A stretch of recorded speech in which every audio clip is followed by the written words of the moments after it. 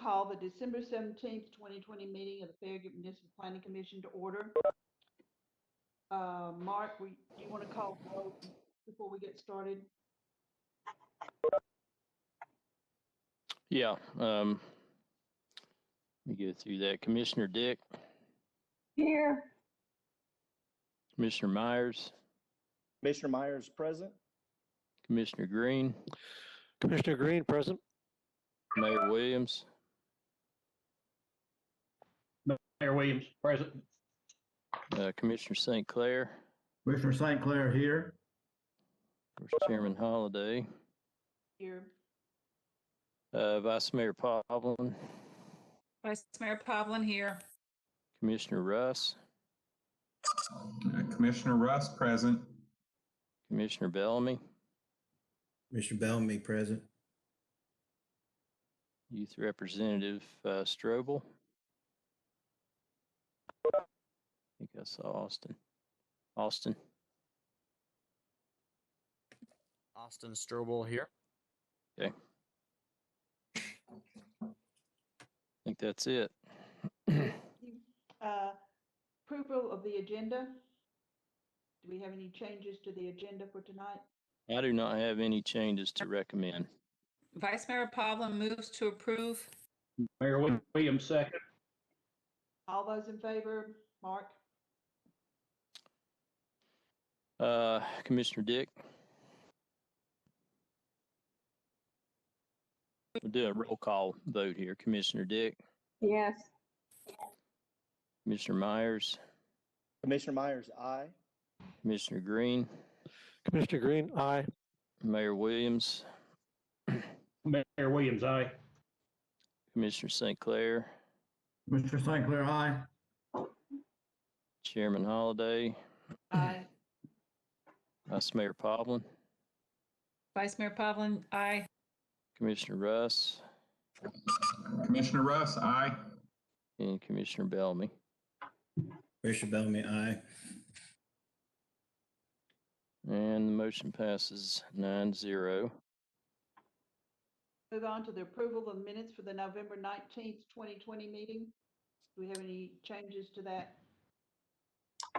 Commissioner St. Clair, I move for approval. Commissioner Dick, aye. Do you second? Okay. Betty, you second? Yes, second. Okay, I got that. All right, we'll go through the roll call again. Commissioner Dick. Aye. Commissioner Myers. Commissioner Myers abstain. Okay.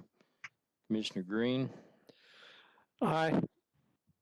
Mayor Williams.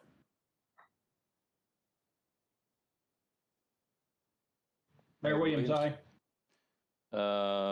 Commissioner St. Clair. Commissioner St. Clair, aye. Chairman Holliday. Chairman Holliday, aye. Vice Mayor Pavlin. Vice Mayor Pavlin, aye. Commissioner Russ. Commissioner Russ, aye. Commissioner Bellamy. Commissioner Bellamy, aye.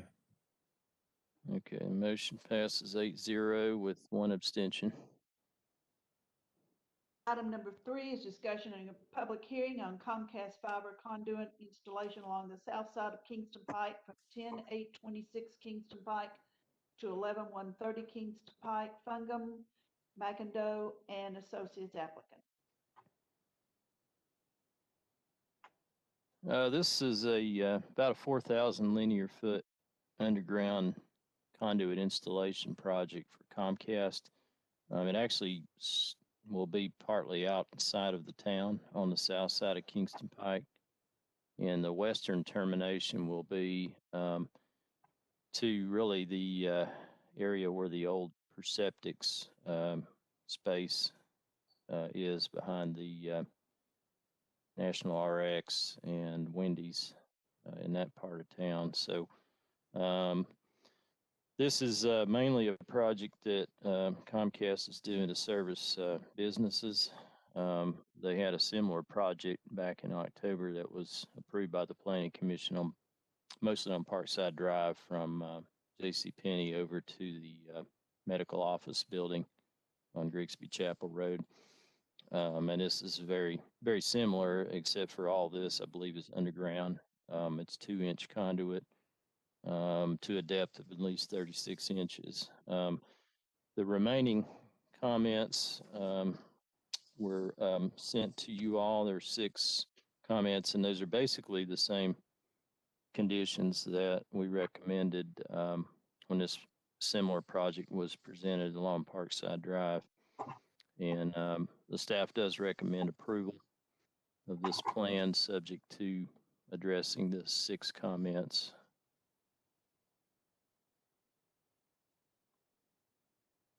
We'll start with on one end of where we normally sit. Commissioner Meyer, do you have any questions or comments?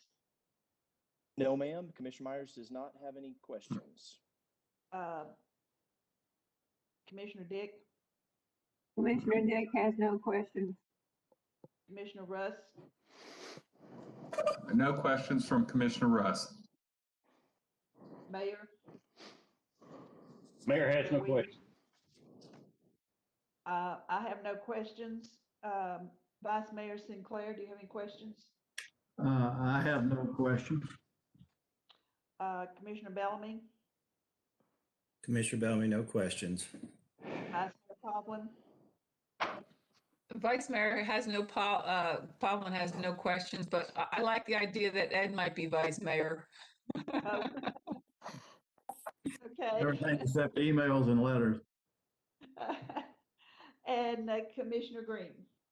Yeah, I guess I need a clarification. On some of the drawings, there's a note that says that they will obtain an easement. Shouldn't that be done like before approval? No? Well, it can be done as part of their project. They would just need to capture that with their as-built, so that if we do work in those areas, that we'll be aware of where those easements are. Okay, thank you. Some of these are actually the termination point in the west is actually going well into private property. So a lot of that, these are things that probably are requested by the businesses. So they're going to be receptive to, granting whatever easements that they may need to get the service. So I don't anticipate it would be an issue, but we definitely would want to know where those easements are, particularly along the right of way. Is the applicant here?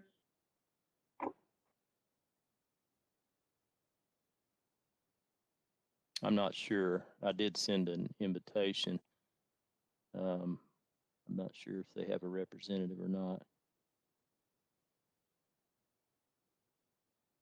Does anyone have any more questions that might relate that we need a representative, or are we ready to vote? Mayor Williams, I'd make a motion to approve. Commissioner Myers, I'll second. Okay, Mark, Okay. roll call, Commissioner Dick, Aye. Commissioner Myers, Commissioner Myers, aye. Commissioner Green, Commissioner Green, aye. Mayor Williams.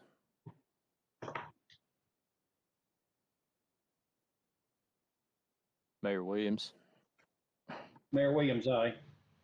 Commissioner St. Clair, Commissioner St. Clair, aye. Chairman Holliday, Chairman Holliday, aye. Vice Mayor Pavlin, Vice Mayor Pavlin, aye. Commissioner Russ, Commissioner Russ, aye. Commissioner Bellamy. Commissioner Bellamy, aye.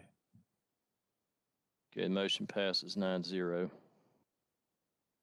Item number 4, discussion and public hearing on a site plan for the Villages of Farragut Phase 2, 230 Villages Common Boulevard, Zone S-1, 25.81 acres, urban engineering applicant.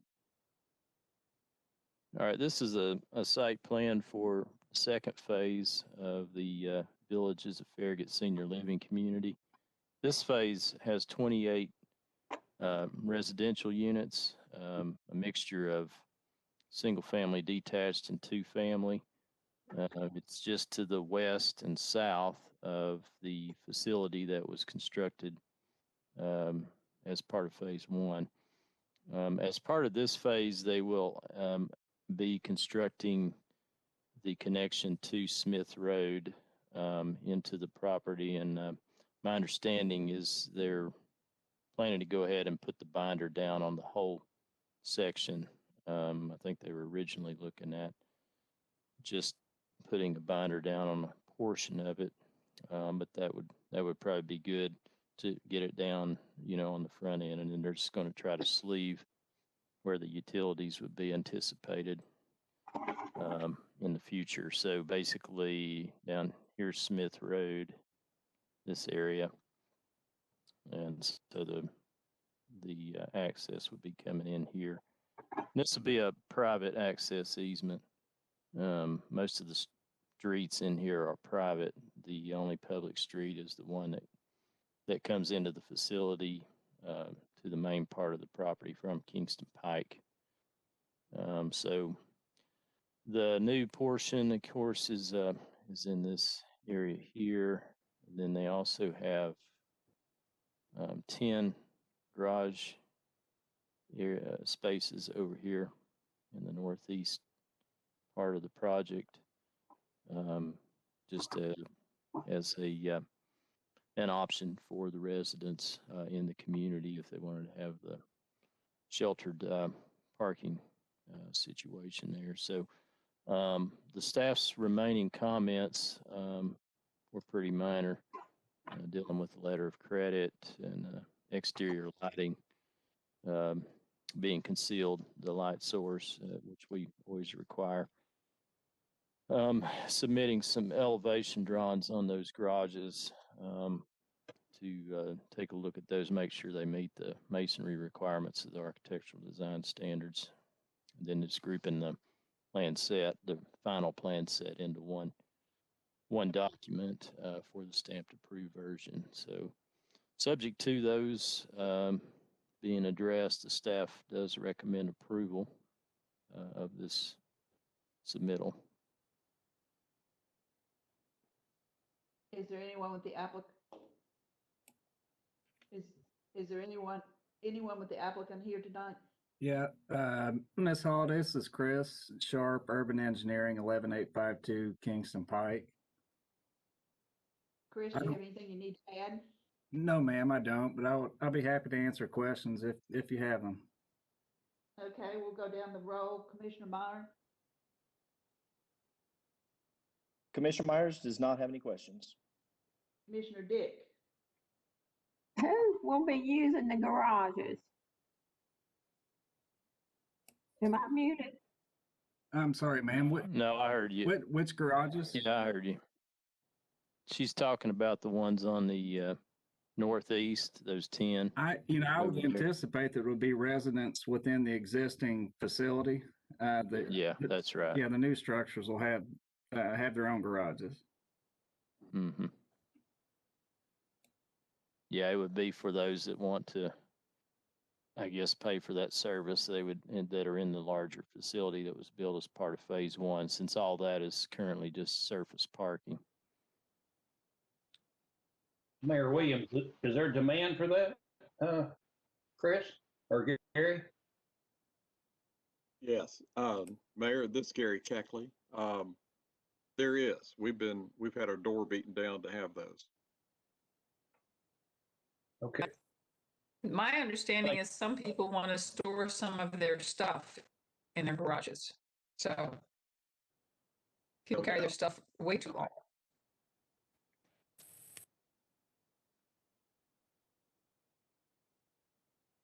Mayor, again, are these are car garages or storage garages? What do we got here? They are car garages. Okay, they're not storage garages for excess furniture or clothing or anything to that effect? No. Okay, thank you. move on. Commissioner Rush, do you have any questions or comments? I've just got one real brief question about the road at the very top northern section of the property line, where it's a dead end to the existing property line. What is the intent of that? Is it a stub out for connection, or is it truly just a dead end? No, it's a stub out for a connection. It is, okay. Yep. I wasn't sure on that. Thank you, Mark. Mm. Mayor Williams, do you have any more questions or comments? No, ma'am, that was the only one I had earlier. Vice Chairman Sinclair, do you have any questions or comments? No, no, I do not. Thank you. Vice Mayor Poplin? She's angling for you to have that job, Ed. I have a list here. I just have Vice in front of Ed's name, so. I know. I'm just teasing you, Rita. I have no questions. Commissioner Billing? Commissioner Bellamy, no questions. Okay, I'm sorry. And Commissioner Green, do you have any questions? Commissioner Green has no questions. Do I have a motion? Mayor Williams, make a motion to approve. Subject to Second, the Vice stipulation. Mayor Poplin. With the stipulations, yeah. Mark? Okay, Commissioner Dick. Commissioner Dick, Aye. Commissioner Myers, Commissioner Myers, aye. Commissioner Green, Commissioner Green, aye. Mayor Williams, Mayor Williams, aye. Commissioner St. Clair, Commissioner St. Clair, aye. Chairman Holliday, Aye. Vice Mayor Povlin, Vice Mayor Poplin, aye. Commissioner Russ, Commissioner Russ, aye. and Commissioner Bellamy. Commissioner Bellamy, aye. And the motion passes 9-0. Thank you, Chris, for coming. Thank Move you, on ma'am. to item number 5, discussion and public hearing on zoning ordinance text amendments associated with the Farragut Town Center at Bill Farms project, 11-230 and 11-240 Kingston Pike, and 133 Conduit parcels 2.02, 3.02, 3.03, 3.10, and a portion of 319. Tax map 143, 43.63 acres, Bud McCollum applicant. Is Mr. Okay, McCollum Yeah. As you may remember, of course, last month we did make recommendations on requests to amend the future land use map and to amend the zoning map in association with the Farragut Town Center at Biddle Farms project. As we discussed, the Planned Commercial Development District was selected basically because this has been a planned development from the start, and it started out with a master concept plan, and that just seemed to be the most appropriate zoning district given the nature of the project. And it was also noted that along with the requested map amendments that some of the text would need to be revisited. We've kind of talked about that informally at past planning commission meetings and staff developer meetings. At the December 1st staff developer meeting, the staff noted that, text amendments really are very common, especially for larger complex projects like this one. If you may remember, we wrote a whole new zoning district for the Topgolf project north of the interstate, along with some other amendments to the map and future land use map and zoning map. So it's really not uncommon at all to have text amendments because you can't really envision every possible scenario or what the future holds when you originally craft language in an ordinance.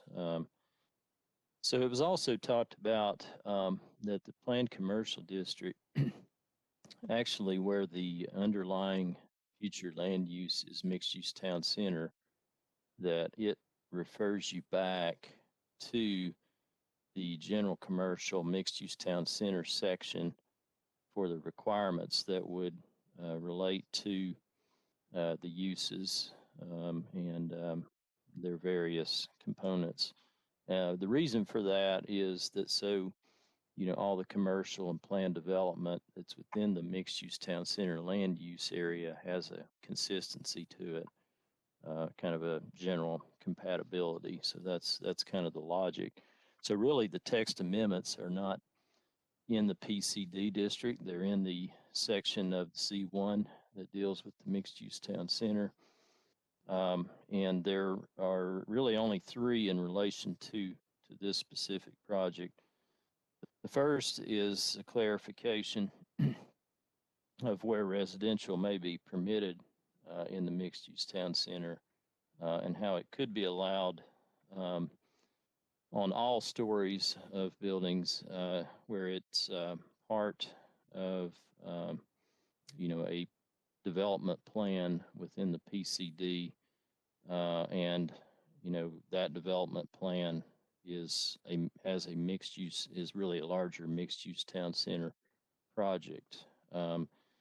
Initially when we were looking at this section of C1, it was really thinking only of vertical mixed use buildings. But the reality is there's always been, frankly, vertical and horizontal mixed use. It's just that it's just spread out and it's not in the same building is really the only difference. The key is how you integrate everything and making sure that it creates that sense of place and arrival, that it all has a connection within itself. So this really just acknowledges that reality and the fact that really, especially in a less dense suburban setting, the horizontal mixed use is going to be typically the more likely and more marketable type of project that you would see. The other thing that we have amended here, or proposing to amend, is to exempt on-street parking from the parking lot setbacks. That seems kind of like a no-brainer, but really, if you take a literal reading of the language, parking lots have to be set back typically 20 feet from the front property line. Well, in a town center area, you're going to have on-street parking, so not only will they not meet the setback, but they very likely will be within the right-of-way. So we just added that language for clarification. And then amended the height for accessory buildings from 15 feet to 25 feet. That is the current height permitted in the PCD district for amenities type buildings. So it would be consistent with that height provision. And it really kind of provides for some extra flexibility for those kind of accessory structures that we maybe aren't envisioning at this point, that could end up being slightly taller than 15 feet. So similar to any time we try to revisit a section of our ordinances, I always try to make it a policy to look at the whole section in its entirety, and if there's things that are out of date that just had needed to be updated, go ahead and do that as well. As you know, we adopted a new sign ordinance several months ago, and there was some language in the current C1 mixed use town center that is outdated. So we're basically just referring some of that language to the new sign ordinance and retaining some of the, I guess, extra requirements that we would expect for signage in the mixed use town center, like the backlit illumination. If you all have seen the new 35 North building there on the corner of Campbell Station and Kingston Pike, you can see those nice backlit wall signs that they have there. And over in the Starbucks building is another example of what we would expect in the mixed-use town center to give it a different look and feel. And then to also address the fact that we have adopted architectural design standards since the mixed-use town center section of C1 was created. So we're basically referring some of that section to the architectural design standards, but retaining the additional requirements that we would expect architecturally within the mixed-use town center area.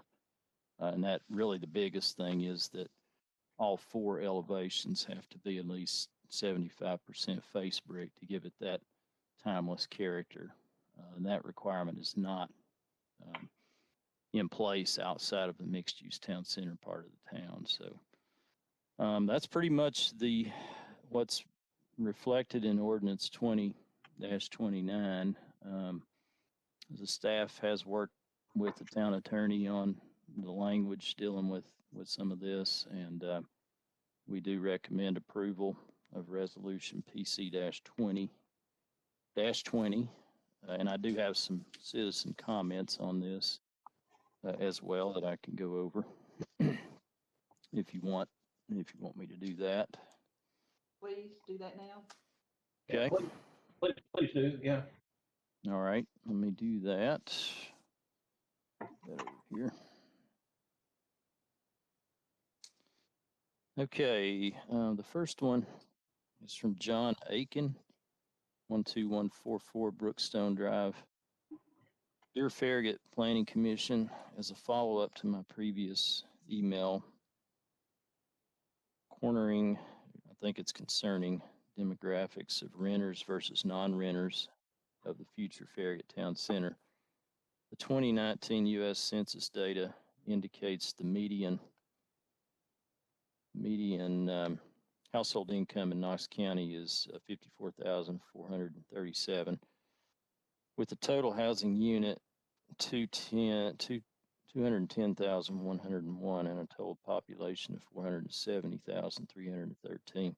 Of the owner-occupied housing units, the selected monthly cost as a percentage of household income is 77.4% for less than 30% and 22.6% for 30% or more. Of the renter-occupied housing units, gross rent as a percentage of household income is 56.1%. For less than 30% and 43.9% for 30% or more. This data shows those who own homes have more money available to support stores in the town center by those who own property versus rent property. Condominiums would be an advantage over apartments, as this data supports. Another letter from John Aiken. The proposed project on the Biddle Farm does not fit the current multi-land use plan. What is proposed is a town center that does not fit the C1 ordinance of Farragut. The original plan was for residential overstores. Furthermore, the site requires 100,000 cubic yards of fill dirt for the project. The developer stated this in the November 19, 2020 meeting. This equates to roughly 7,100 dump truck loads of fill dirt. These dump trucks would travel through the busiest school zones in Farragut. The original site proposed for the multi-use town center was the Ford property. I asked the question, why was the Ford property site overlooked? It has come to my attention that the site behind the old Kroger lies within the flood zone of Gap Creek, commonly referred to as Turkey Creek, per the FEMA maps. Much of the site required to build the town center lies within Zone A. Ford property does not lie within a flood zone and would be a much more suitable site for the building of a town center. My sources of this information are FEMA maps available at fema.gov dated 8/5/2013.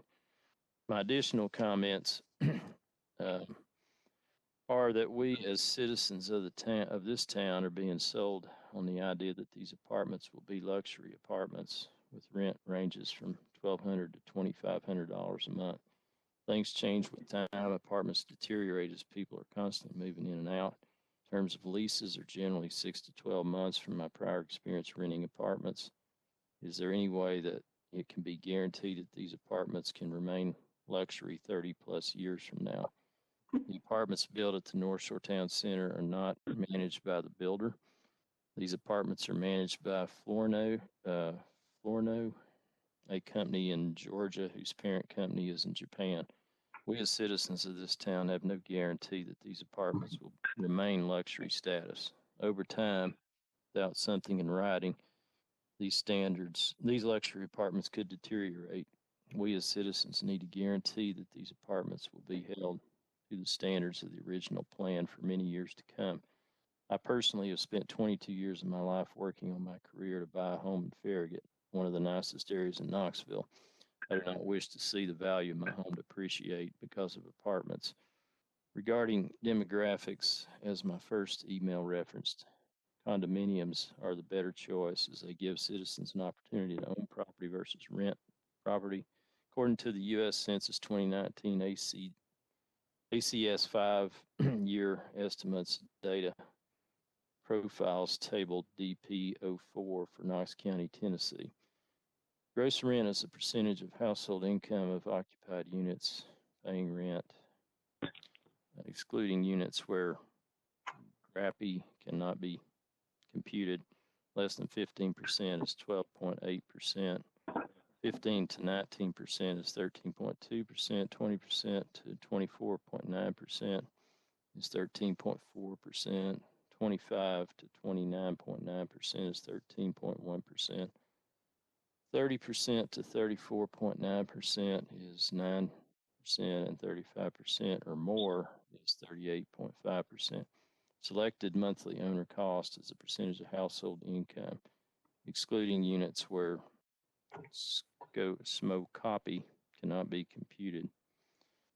Housing units with a mortgage less than 20%, 53.6%, 20% to 24.9%, 16.6%, 25% to 29.9%, 9%, 30% to 34.9% is 5.57%, and 35% or more, 15.1%.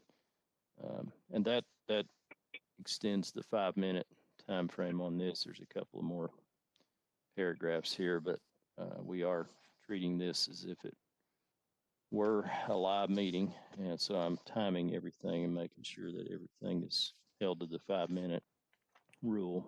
These comments were sent out to all planning commissioners earlier this morning, so they do have the full report. The next comment is from Michael Wilson at 412 Eisenhower Street.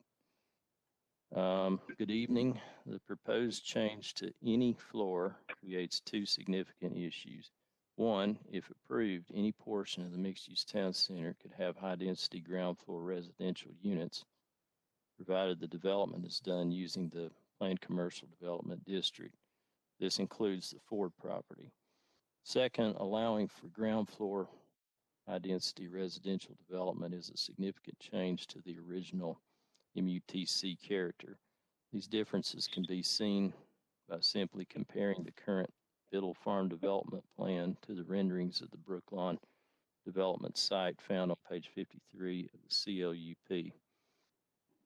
Of the applicable zoning districts available for use in the MUTC, General Commercial C1, Town Center District, TCD, and PCD only allow residential in the upper floors. As the MUTC portion of the CLUP was adopted, the multifamily residential district, R6, should also comply with this requirement. The R6 ordinance requires that the approved development plan shall be in compliance with all adopted plans and ordinances of the town. See the R6 ordinance, paragraph C.9. From the CLUP and applicable ordinances, it is clear the character of the MUTC is to be residential over commercial versus residential next to commercial. Changing to residential next to commercial changes the feel from a town center to an urban center. This change is substantial and warrants the significant public outreach called for in the CLUP. recently the town amended the COUP portion, or the MUTC portion of the COUP. As I had advised the Board of Mayor and Aldermen, there are communications that at least one town official was advocating for these amendments in an effort to stop a similar high-density residential development on the Ford property. This fact, coupled with this text amendment, will ensure that large portions of the MUTC are developed in a manner inconsistent with the original character identified in the COUP renderings and current zoning ordinances. Approval will also result in either two large freestanding apartment complexes within blocks of each other or litigation against the town for targeting the Ford property development. I asked the FMPC deny these text amendments and advise the developer that he should modify his plan to comply with the current zoning ordinance to protect the character of the town center. This could be done simply by placing commercial facilities, i.e. coffee shop, dry cleaner, pharmacy, etc., in the ground floor of the apartment buildings. As well, the town should conduct the required significant public outreach to discuss the recently approved CLUP text amendments and other potential changes to the MUTC area. Thank you for your time and consideration of these concerns. And the last comment on this item is from Mike Mitchell at 716 Brixworth Boulevard. Farragut Planning Commission, I am asking that you reject and vote down the text amendments in item 5, Biddle Farm PCD text amendment changes on Thursday's agenda.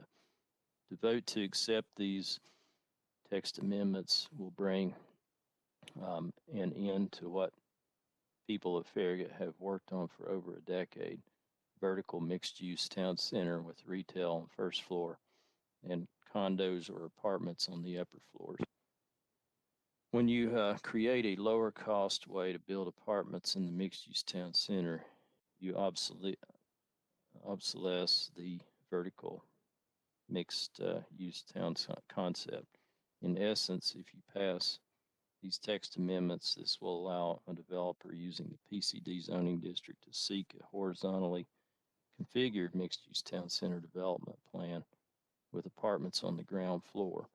We, the people of Farragut, should never be able to have a town center that looks like Market Square in downtown Knoxville.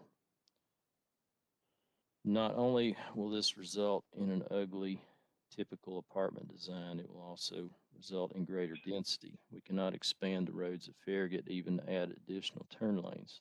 The mayor and aldermen have approved a study to create a traffic bypass through Village Green Subdivision. This should tell you we have passed a point of no return on traffic gridlock with existing traffic. A proposal was made on next door by a town of Farragut employee. Quote, I support closing the right turn lane on Concord Road.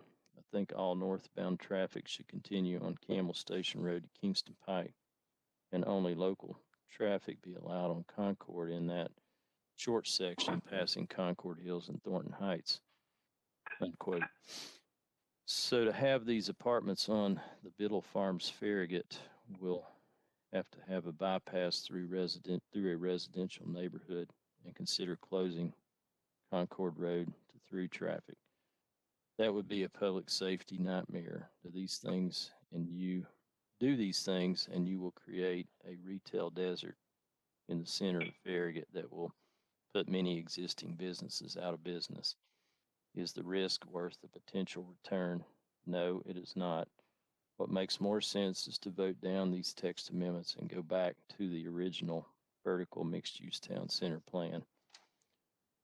And that's all the citizen comments I have on this agenda item.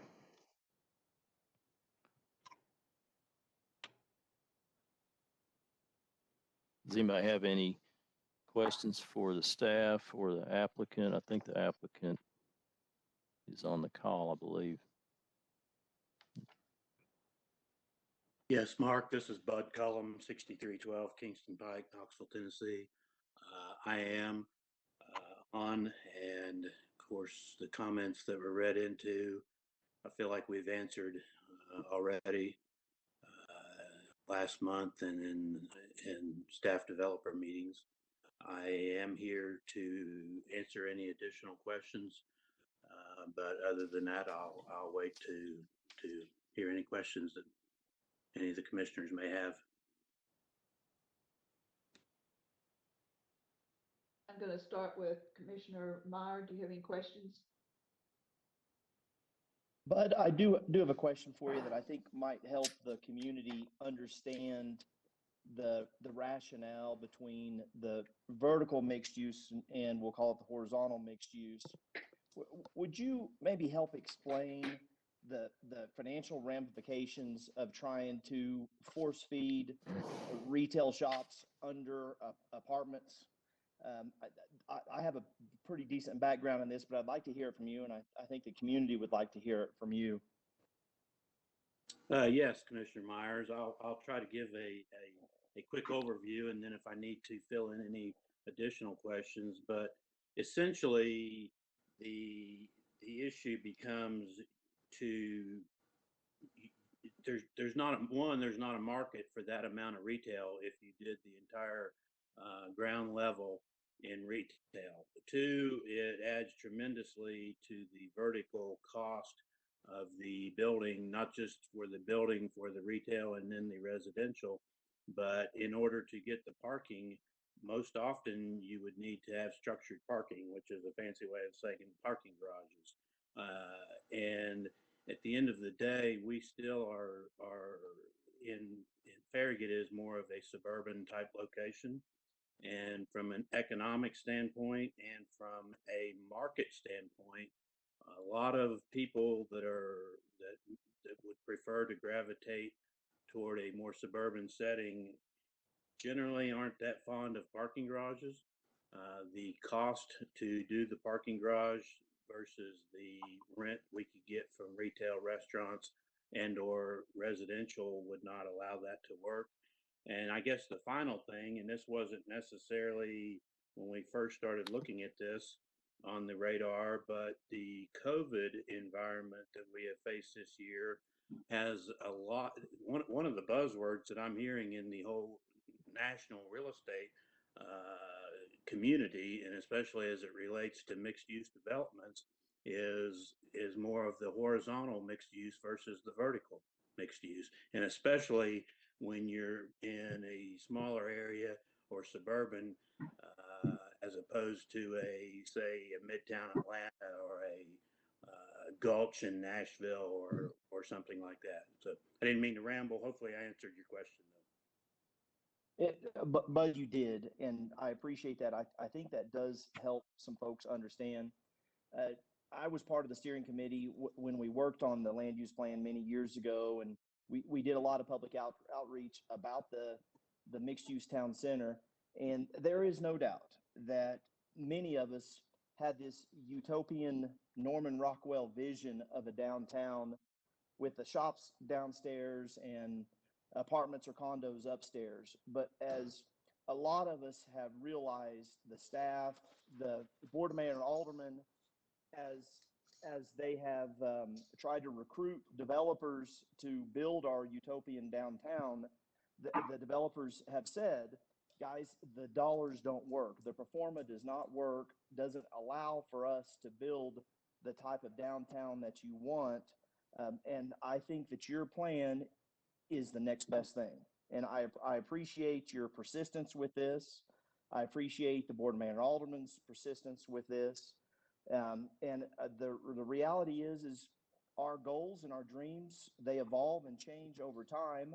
And I am excited about this. I can't wait to be able to shop in the shops and grab a beer at one of the little spots that you've got there. I look forward to the day when my high schoolers could have a reasonably affordable place to rent in the town of Farragut. Home ownership's not for everybody. And so nevertheless, I do appreciate your time, the investment that you're making, and stick with it. I think it's a good plan. Thank you, Bud. Thank you.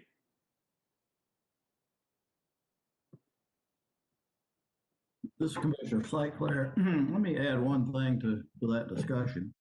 I mean, we have an example right now in the town where we have approved a plan in the past that did have the vertical mixed use between the veterinary clinics and the corner where the old Phillips 66 is and now the brew pub is. It got no traction commercially to be able to get off the ground so far. So there's evidence right there relative to how the market is responding to that concept. We'd all like to have something like that, but there's a reality here we're dealing with. Thank you. Commissioner Dick, do you have any questions or comments? No questions.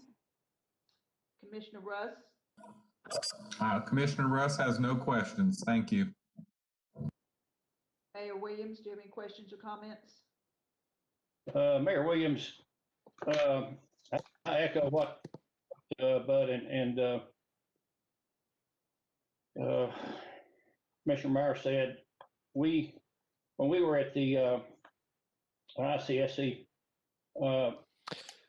meeting where we had all of the developers there, they had booths there, and the ones that we talked to just told us that they would not go into Farragut without a parking garage and 10 stories, and of course our answer to that was we're not going to allow 10 stories, and so it was a non-starter as far as getting anyone to look at that type of a concept. Noah talked about the piece of property there behind the fire hall by the veterinary clinic. Craig Allen had that, he had a design. He was going to put, I think, 3 or 4 buildings in, start out with 2 and put some more. But he never could get anybody to invest in it. And matter of fact, that project went 3 years and expired. He was even planning on putting a bridge across there by the fire hall, and that was something that all sounded real good. But he just we talked to him here some months ago before his project expired, and he told us that he just couldn't get anybody to buy into it, and that the vertical thing was not something for Farragut. He said we're doing them in Nashville, but he said in other locations. But he said here it's just we can't get an investor to go in and do that. And he said, and his advice was a horizontal. And so we'll see what comes about later on. There was a question that I think Mr. Aiken had. I don't have a way to answer really opinions, but I will answer that particular question. The town has not moved the town center from the Ford property. We've not done that. We don't designate that. It's based on what developer brings us a project, and Mr. Cullum has brought us this project, and so that's what we're working on now. Maybe in the future there may be something that comes about on the Ford property. There is a rumor that that's going to happen, and we'll most definitely give it the same respect and discussion that we have this one, and we'll see how that goes. So that's pretty much all I have. Thank you. For definition purposes, define vertical versus horizontal for me. Well, vertical mixed use is when you have different uses that are in the same building. I mean, like not just different retail uses, but fundamentally different categories of uses that are in the same building. A horizontal mixed use is where the uses, you have different uses, but they're spread out horizontally in the development, and there's a use specific to each building. So that's kind of the difference between the two. As I said earlier when I was talking about I think the key thing really to me as a planner is that whatever you do, you're creating that sense of place. And there's a lot of things that go into that besides just how a building is being used. It's your public spaces, it's how your development engages the public spaces, how everything relates to each other. and to the surrounding area. So, I mean, all those things, there's really not a simple solution, to what makes a town center a town center. It can certainly be horizontal, just like what we're looking at here, or it could be a traditional vertical building. I think either one could produce the results that we're looking for. So that's basically a very layman's description of the difference between a vertical versus a horizontal mixed use development or building. Okay, thank you. Vice Chairman Sinclair, do you have any more questions or comments? No further questions or comments. Vice Mayor Pavlin? I actually will try to answer some of the points of the various points that these three gentlemen have made, because they wrote in and I feel like I need to at least address them. So Mr. Aiken gave a lot of statistics about disposable income, and I think he's missing a bigger point in that strategy 3 in our comprehensive land use plan encourages a greater housing choice. Can I That interrupt? strategy is You're breaking up. Can you hear me? Vice Mayor Pavlin, we can hear you, but you're breaking up. Okay, I'm going to stop my video. Does that help, John? That is perfect. Okay, so the strategy 3 in our comprehensive land use plan encourages a greater housing choice, but the strategy isn't just to support new and expanding retail and services. It's also intended to respond to the needs of young professionals and the elderly. Apartments play a role in the strategy to encourage greater housing choices, specifically attracting young professionals to live in Farragut. That is a demographic we are sorely lacking. They aren't ready to purchase homes yet, but hopefully they move here, enjoy their lives here, and when they're ready to make the next step, purchase here. With regard to Mr. Aiken's comment about dump truck loads of fill dirt, this is not a legitimate issue upon which to make a decision regarding rezoning or zoning ordinance text amendments or preventing a property owner from exercising his private property rights. This property is zoned for a built environment and will eventually build out and will require fill dirt to do so. If the inconvenience of hauling fill dirt were a legitimate reason to halt construction, nothing would ever develop, including road projects to improve safety or park projects like the McPhee Park. With regard to a portion of the Biddle property being in flood zone, the town of Farragut has adopted Farragut municipal flood damage prevention regulations that meet or exceed FEMA's requirements. We are required to adopt and follow these regulations to maintain the town's eligibility in the National Flood Insurance Program. And the developer is working directly with FEMA with regard to the construction of a bridge on the access street to Concord Road and its impact on the floodplain. Discussion of the Ford property is not germane to the project we are currently considering on the Biddle property. With regard to aging and or deterioration, every building once built will age. Recently, we've updated our property maintenance codes, and our codes officer, Holly Matthews, is doing a tremendous job enforcing those codes. With regard to Mr. Wilson's first point regarding any, quote, I say, any portion of the MUTC could have high-density ground floor residential units provided the development is done using PCD, is not accurate. Planned commercial development is not a use by right ordinance.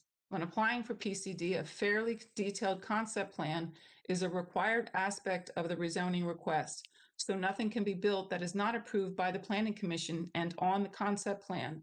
And any amendments to that plan are required to be approved by the Planning Commission as well. Further, and this is my own opinion, I would contend that there is no nirvana when it comes to mixed-use town center projects that are built in the suburbs.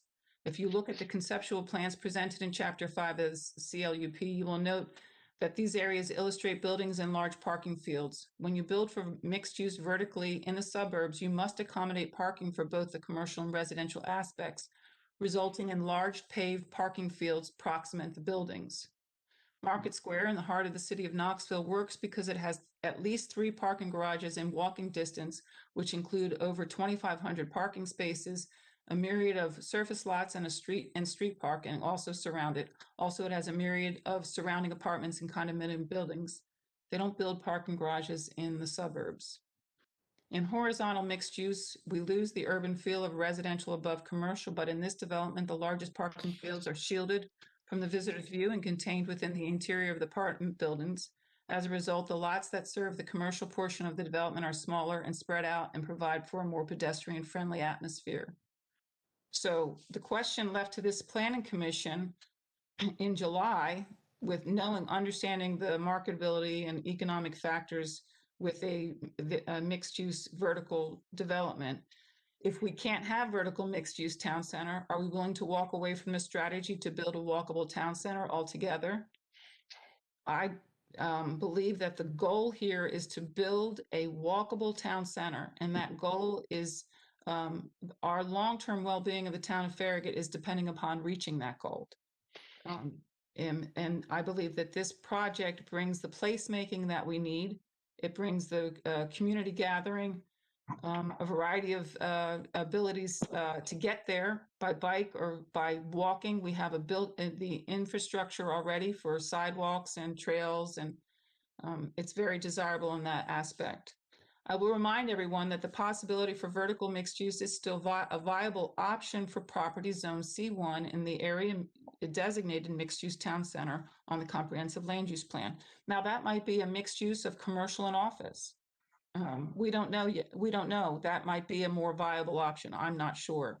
With regard to the Jamestown Boulevard traffic study, Jamestown Boulevard does not go through the middle of Village Green. This is not a new plan. It was among the improvements recommended in the traffic study for the mixed-use project on the Ford property when it was considered in 2007, 2008. And the final point of Mr. Mitchell's email, I'm not going to address opinions expressed on Nextdoor app by a resident who happens to be a town employee. Every one of us is entitled to our own private opinions. And that's all I had.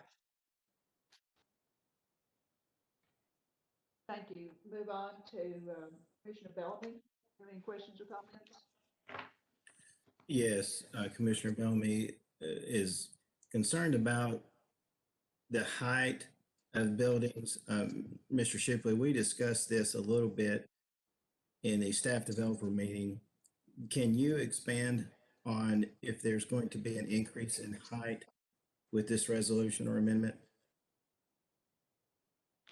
Well, in the current C1 mixed-use town center, it allows for up to 4 stories. Right. So we're not changing the height with this project.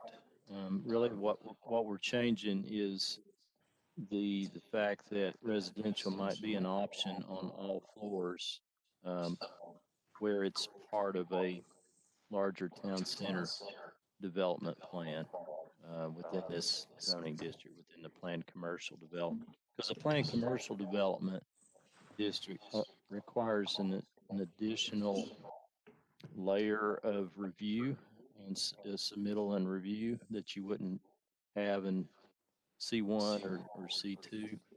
So it gives kind of the town an extra level of review, for these kind of projects in the mixed-use town center to see whether what's being proposed is appropriate for the context. And we saw that this property doesn't have any existing residential developments that abut it.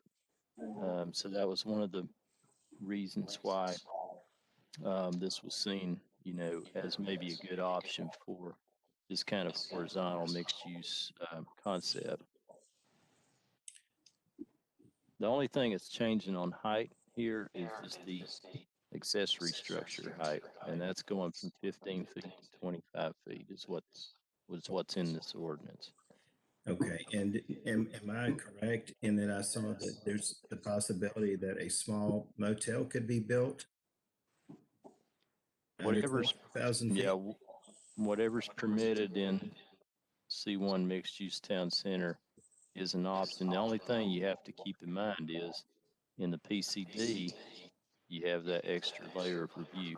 So you've got a concept that you're bound to.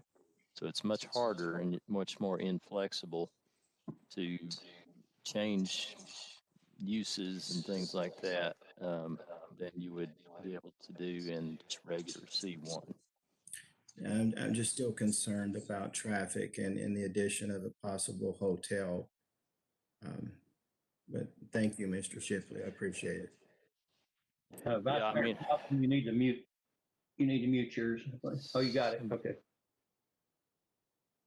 yeah, I mean, obviously the hotel's not in their concept, and if that became an element of their plan, then they would have to present their case, and that would be reviewed on its merits. So the PCD again is going to be a little bit more thorough review than just the regular C1. So that's one good thing about having a project in the PCD, because it does provide the community with a little bit more review options. Thank you, sir. Commissioner Green, do you have any questions or comments? Yes, I do. This agenda item is supposedly about text amendments, and we have several marked up pages here. It looked like all of the changes that I have read, I think there's 6 in total changes in that markup, look to be consistent with the discussions that we've had in either past meetings or in staff developer meetings.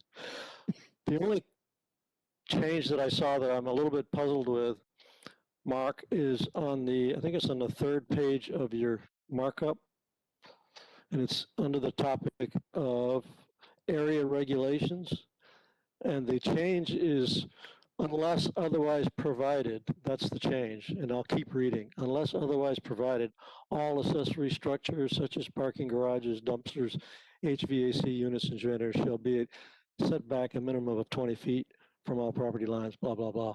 So I guess I'm puzzled at what the unless otherwise provided means in that context. In that context, what I was referring to is the change we made to the parking lot setbacks for on-street parking. That's really the only reason I added that in there, because it says the parking lot has to be 20 feet setback, but it's provided for now in another section that the on-street parking would be exempt from that setback requirement. Frankly, the on-street parking setback exemption should have been in there from the start. It was just an oversight, because in a town center cross section, you're always going to have, or you're going to encourage on-street some type of on-street parking. So that's the only reason that language was added. Okay, thank you. As I said, to repeat, I think all of these changes are consistent with the discussions that we've already had that support this project and our support of this project. So I have no other comments.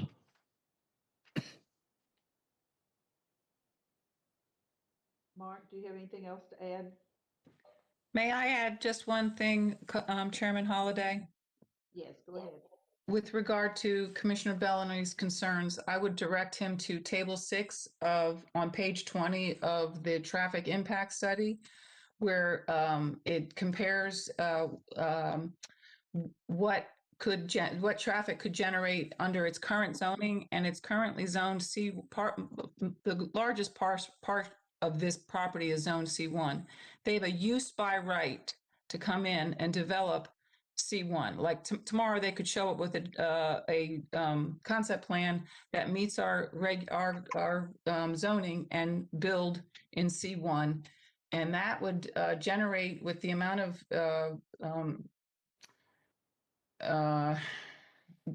acreage they have to develop on, it would generate about 10,037 daily trips. The proposed development, the mixed multifamily commercial development, generates about 6,733 trips. So it's about a third less. And when you dig into the proposed development, the multifamily portion of it, if you go to Table 5, is approximately a third of that. So I understand that traffic is an issue, but there's going to be a built environment here. What built environment serves the long-term best interests of the town of Farragut? Build out C1 or build out a horizontal mixed-use town center. So the comparison isn't between this and not developing, it's this and building out as it's currently zoned. I just wanted to make that point. Thank you, Vice Mayor Pavlin. I would just like to see a little more mitigation prior to the building. I understand that we do need something there, and I'm all for it. It's just I am concerned about the traffic that I see with my own eyes each day, and the what I perceive to be increased traffic accidents. And I mean, if you look at the same study, right now we are almost at a failing grade at the Kingston Pike Campbell Station intersection. So moving forward in the future, if you look to 2025, we are at a failing grade. Well, and may I respond to that? I understand that, and what frustrates me about this is a good amount of the traffic flowing through our community isn't generated in our community. So are we going to delay or prevent the development in our own town because we have to accommodate traffic because they're not taking care of North Shore on Chodo, or we're having a lot of growth coming out in Loudoun County. Overall, when you look at a traffic system, there's capacity on these roads, and that capacity will be filled. And when people get fed up with congestion in one area, they find a new way to go. It doesn't just keep filling up and filling up and filling up. They will find different ways to go. We opened up Watt Road with Old Stage, and Watt Road, is on the Watt Road interchange, is one of those interchanges that's on the TPO's plans in the future to improve. Obviously, the Campbell Station Road exit is as well. And I know that they're looking at different portions of North Shore. If they can improve the flow on North Shore, I imagine a lot of people would take North Shore. So it frustrates me that we are maybe looking at dialing back or maybe even expanding our roads to accommodate traffic we're not generating. And in the expansion of our roads, we are negatively impacting the pedestrian friendliness of it. And that is the yin and yang of growth. If we want a walkable town center, we cannot be looking at expanding or widening our intersections to accommodate traffic. They're already wide enough. We are making them supremely pedestrian unfriendly. And that's always going to be a balance if we want a pedestrian town center. And a pedestrian-oriented town center is, from reading this plan and studying this plan and studying walkability, this is what's going to set the town of Farragut apart. More so than making sure that traffic flows through our community in a very easy way. And I understand congestion is a pain in the butt, but I lived in New York and I've lived in DC. Waiting at a traffic light for a couple of turns is not quite as bad as what you suffer in other areas. So I believe that the traffic it ends up figuring itself out. We need to make sure that we're doing right by particularly by our mixed-use town center. So there's a lot more that goes into traffic. You should probably have a sit down with Daryl. Daryl could really give you an understanding of how traffic works. That's all I have. Thank you. Do we have any other questions or comments? I was just basing it on the evidence that was presented to me in the traffic study. So I bet that is a good point that I may do in the future.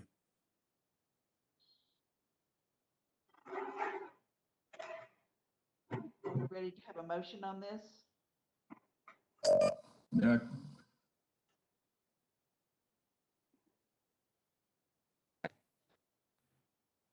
So moved, Commissioner Myers.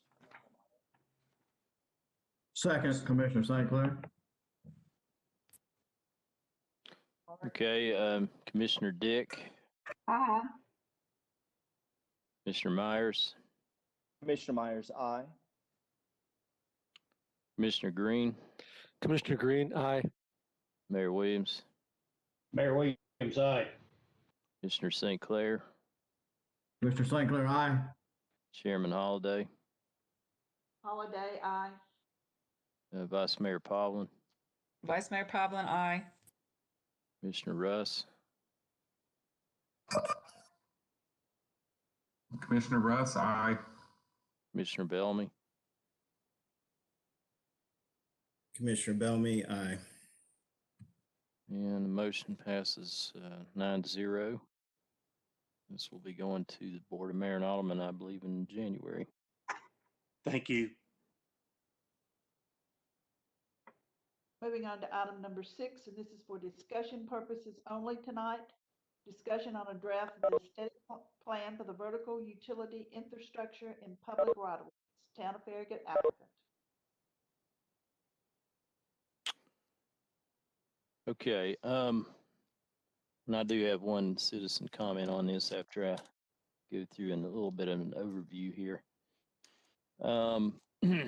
Really, the evolution of this dates back really probably to about a year ago. We had 11 small cell support structures that were presented to the Planning Commission and conditionally approved at that time. Now, a small cell support structure is just a short pole, basically the height of a light pole, utility pole that's in the public right of way, as opposed to like a macro cell tower, which can be 160 feet tall in the town. And that's going to be set back well into private property, just to kind of clarify what we're talking about here. The town actually, in anticipation of small cell support installations, we were kind of ahead of the game, and we adopted some revisions in our zoning ordinance back in 2017. And some of those were superseded by the state's Telecommunication Act that was adopted a year later in 2018. But one thing that the State Act does provide for is deference to a community's what they call aesthetic plan, provided that the aesthetic plan does not create the effect of prohibiting the service. So, and I included the state's definition of an aesthetic plan, and it's pretty long and seems to include about a pretty wide range of things. So really kind of a question that emerged after, dealing with those structures early last year was, what approaches could the town consider, given the state law, to develop more control over the appearance of new vertical utility infrastructure. And so the staff kind of started looking into that, and we presented a PowerPoint overview at the June Planning Commission meeting, where we looked at, what an aesthetic plan is, what would this apply to, what are some of the poles, what do they look like in our community and other communities and things like that.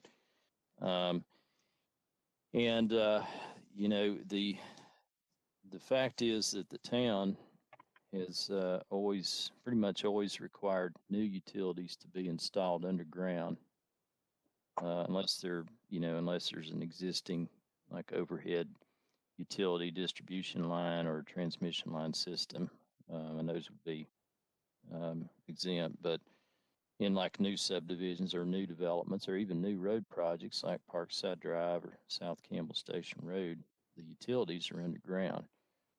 So really what an aesthetic plan would focus on, in the town at least, would be on those new utilities that would have a vertical component necessary for their function.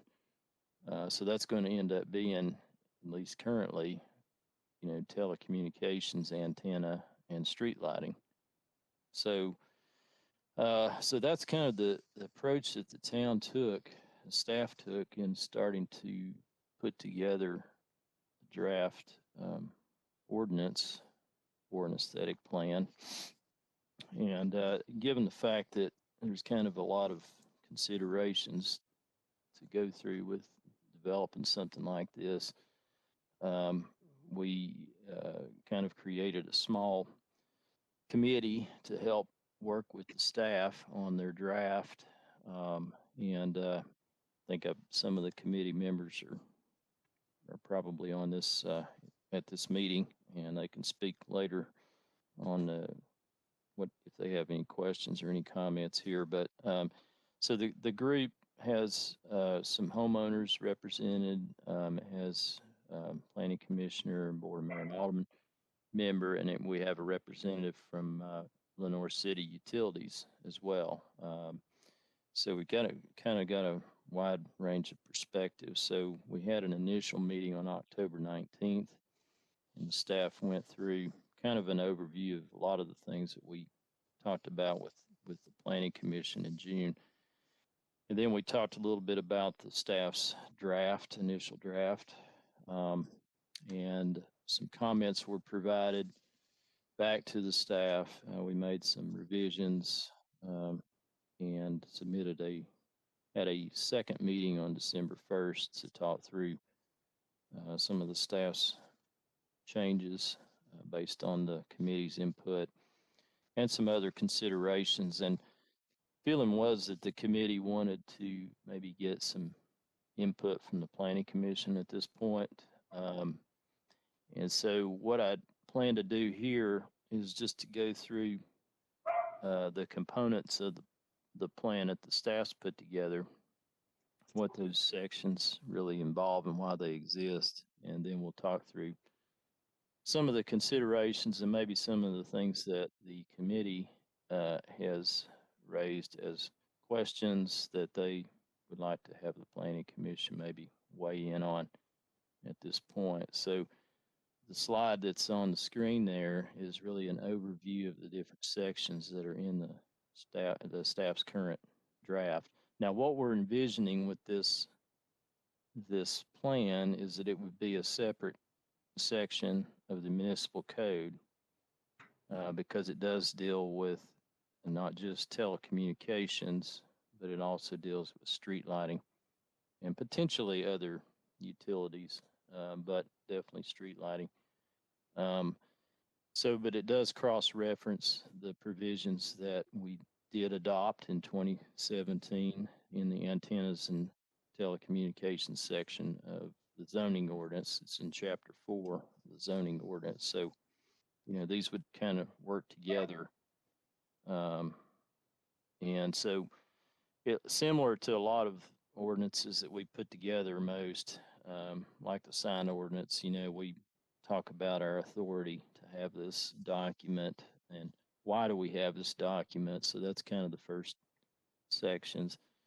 And really something on this plan that needs to be really well thought through, or what are those assumptions that we would have in relation to an aesthetic plan. And that kind of establishes, what the town has done in the past, recognizes existing conditions that predate this plan that would essentially be grandfathered in, and acknowledge, what could happen in the future without this plan that may have an otherwise more adverse effect on the aesthetics of the community. So that's kind of some of our assumptions, the objectives. I'm just kind of flipping through the plan here as I go through this. And that just kind of clarifies that section, just talks about the general objectives of what we're trying to accomplish with this plan. Definitions, we basically establish definitions only where they're going to be maybe different from what you would find in Webster's, and it would be how those terms are used in relation to the plan, this plan. So for example, one of the key definitions in this plan is the definition of an overhead utility system, OUS. And that basically is your existing distribution and transmission line systems, overhead systems that you have in a community. Because, we want to be clear that, we're not requiring those things to be taken down and replaced. That's not reasonable. So we have to try to establish some parameters through our sections of the ordinance and our definitions. Vertical utility infrastructure is another key definition. What does that mean in the context of this plan? And therefore, by defining it, we also clarify what it doesn't relate to. And that gets to the next section, which is the applicability, which projects would and would not be governed by this plan and why. And basically, it's pretty clear that this plan is mostly focused on new utilities that would have a vertical component. And those, again, are going to be likely your telecommunications antenna and associated structures and your street lights. The next section is the aesthetic plan process, and that basically just talks about you have to put together an aesthetic plan compliance document. What are the components of that plan? That's what's in that particular section. And we've added some things to that at the recommendation of the committee dealing with ownership and liability and removal of structures should that become relevant. And then kind of I guess the meat of the regulation would be in the sections that deal with the aesthetic plan compliance. And in looking at vertical utilities, existing and proposed, it seemed to me at least that there was really three types. And so the sections here kind of acknowledge that and provide for requirements that would be consistent with those types of structures. First one is just an existing called type 1 pole, and that's just really an existing pole where you're going to add new vertical utility structures to it, but you're not going to have to replace it. So it's going to remain in place. And that's obviously going to be your most desired option because you're not adding additional clutter to your community. I mean, you've got the pole that's already there. You've got structures that are attached to it. You're just going to add another structure or two to the existing pole. There are still some aesthetic considerations that we would want to make sure we look at even in this kind of context. And, we want to make sure that the equipment is in a shroud. You don't have a bunch of wires dangling around, that the equipment is as close to the pole as possible. So again, it's not, what we're trying to do is minimize the bulk of the additional structures, and that the equipment has some kind of a consistency throughout the entire system. So what we want to avoid are things obviously like this, where the equipment is not close to the pole. There's wires everywhere. It looks very cluttered, very disorganized. And so that's kind of, even on an existing system, it still can look much more attractive, like in these images, where you've got the 4G radio tower mounted at the lower part here and an antenna at the top of the pole in an existing distribution line system. This would be an overhead utility system where you're adding new vertical utilities to that system.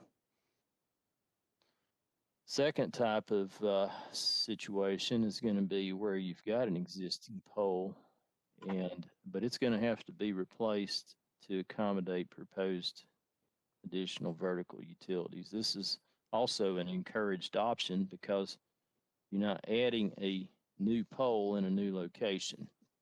You're replacing an existing pole in an existing location. What we have proposed here in this draft is that all the new poles would be galvanized steel. And we are proposing that even where there's wood poles. So if you have to completely replace the pole, then you need to go back with galvanized steel. The logic behind that is, of course, it's long-term, it's a more durable product. It can be painted brown to match wood poles in a distribution system that has wood poles. And it also provides you potentially with the ability to include some of the structures and the wiring within the pole, as opposed to having to be mounted on the outside of the pole like you would have with a wooden pole. So some of the aesthetic considerations in these type poles are similar to the type 1 pole. You want to try to shroud the equipment, keep everything as close to the pole as possible, try to minimize the additional bulk, have some consistency between the different components on the pole itself. So one of the things the staff's recommending is that if you're going to have an equipment cabinet, for example, for radio equipment for 4G, that you provide that at the lower part or the base of the pole, because what that does is it balances the overall look of the pole, and we're trying to encourage the antenna, or they're called a cantenna in this plan because it's really just an antenna with a a shield over it to conceal it, and that's going to be balanced at the top, and then your light fixture underneath that. That's at least one of the options, and certainly that's not the only option. There are other options where you could put the light fixture at the very top and try to have the antenna more in the pole below the light source. We can look at an example of that here in a minute. And then, the light fixture and the mounting is appropriate for the location, and it's coordinated and thought through in relation to where the antenna is likely to go. So one of the issues we've had out on Parkside Drive is the lights out there are all at the very top of the pole. Somebody needs to turn off their, getting some reverb there.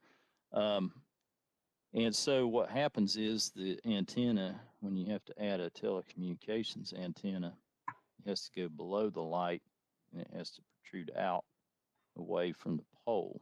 So that kind of defeats the purpose in some ways of what we're trying to do with keeping the equipment as close to the pole as possible. Obviously, lighting has to protrude away from the pole in order to provide. Somebody has their. It's Rita. Yeah, Rita, you need to mute yourself. Hold on.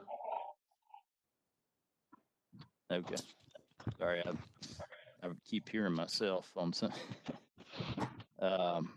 So yeah, that's kind of been an issue out there, and so what we want to try to do in the future is to think about that ahead of time and coordinate the light in relation to the antenna, so that we create as stealth a product as possible. So here's some bad examples of a kind of, I guess, a type 2. We got a light in the upper right picture there where they've kind of just attached telecommunication structures to it. Even though the cantenna is at the top, they have other structures that are protruding away from the pole, and it's more unsightly than it needs to be. Same way with the lower pole here. This is again a reason why we would try to encourage the steel poles, is to try to get some of this equipment where you can in the pole itself. And then in the right image, they did a pretty good job with the antenna at the top, but then the wiring is not concealed. It's just kind of hanging out there. So we want to try to discourage that. Some of the requirements related to components on new poles is to try to look at the pole as a whole, and for each, where a change occurs on the pole, have a smooth transition shroud. Obviously, the foundation would have to be engineered to accommodate the weight anticipated on the pole. We want to, at least from the staff's perspective, we would want to put up poles, even if you don't have any vertical utilities on them. If you're building a new street and you're going to, you need to anticipate what you could envision on those poles and design them to where they could accommodate the weight of what you know could happen there in the future, and think ahead of time so that we don't have to go back and replace structures in the future. And we'll talk a little bit about requiring more than one carrier on poles here in a minute. The fixed connections need to be hidden from view, and really try to have nothing protruding from the pole. So some examples of, you know, what a good looking pole would be is it really just is very stealth, and there's not really much that protrudes from it. You can see on this image, you got that balanced look with the equipment panel at the base and the antenna at the top. I'm not saying this light fixture is particularly attractive, but I think you get the idea of what we're trying to encourage here with these new poles or replacement poles. The third type of pole is where you've got a completely new pole in a new location. This is the most discouraged option because, again, you're adding more visual clutter to the community. You're adding a new pole in a location that didn't previously have one. These would also be required to be galvanized steel. And then some of the objectives here, whether it has a light on it or not initially, would be to, again, shroud the equipment, try to ensure that the equipment is actually built as part of or contained within the pole. So you get a pole that is basically designed to accommodate antenna in the future on the front end. Additional bulk is minimized, that there's consistency and transitions between the different elements on the pole. The fixture of the light, which we'll talk about later, is compatible with the context. And then we are recommending, you know, that a pole be set up to have at least a dual technology or dual function component, because otherwise you could potentially have, you know, one carrier place a pole in one location, and another carrier could potentially have a pole. If they demonstrate they have to have the pole in a certain location, it could potentially be 5 feet away from the other pole. And so that is something we're trying to discourage by, first of all, encouraging people to look at your existing distribution line system, and can you accommodate your proposed structures on that system. And if you can't, then you fall back to, is there an existing light fixture or something that could be replaced and added there? And then the third option here, what we're trying to do here is to get us think about the future and provide for a pole that can provide at least 2 users on that pole in the future, ideally, frankly, more than 2. So with type 3 poles, since they are new poles in a new location, then there's a section in the draft that talks about location considerations. You know, our preference is to try, and this is in our antennas and towers section in the zoning ordinance, to try to look at the hierarchy of placement. Look at your more intensive roads like arterial roads, look at your more intensive land use districts like commercial properties as first choices for these new vertical utilities. Residential would be the kind of the last choice, to try to minimize the impact on residential areas. Try to look at placing the structures in the most discrete location possible. In residential areas, you know, look at where your open space lots are. Is there a possibility of placing the pole in front of those lots instead of in front of someone's house? Looking at making sure we don't create obstructions or visibility triangle issues, interferences with sidewalks or walking trails or trees. We did make a change to the tree protection ordinance a few months ago to give us some additional review, I guess, of tree related matters in the public rights of ways. So one thing we'd try to look at is where is if it's a type 3 pole, a new pole in a new location, what's the existing tree cover nearby to try to ensure that we minimize any issues that we may otherwise have with existing trees. And then let's see, looking at, again, trying to make sure that you're placing the pole in an area where you wouldn't need to prune the tree in the future as well, because what happens sometimes is that the trees are certainly not properly pruned and they end up being topped. And so that's something that we would want to look at on the front end with placement. And then non-dwelling unit lots, I've talked about that. Trying to look at placing the top 3 poles at least on side property lines instead of right in the middle of somebody's property. Yeah, just trying to, make sure that we minimize the impact, particularly to residential properties. This is kind of a diagram that shows like the tree related considerations, placing the pole on the side property line rather than in front of a house. So that's in the plan. And then finally, since a vertical utility would also include light fixtures, looking at establishing requirements for light fixture styles and mounting requirements. Obviously, if you're going to add a light fixture to an overhead utility system, if there are existing lights in that system, you'd probably want to try to match those to the greatest extent possible. But if it's a new pole in a new location, there's some considerations that we've talked about with the committee. Do we want to look at having a certain fixture, a recommended light fixture, or mounting style in certain key areas of the town, like in our mixed-use town center or mixed-use neighborhood, or gateway areas as you're coming into or out of the town. So we'll look at some of those here in a minute. So like I said, there's some areas of the town where we may want to have a different type of look, and lighting can certainly create that effect or help create that effect.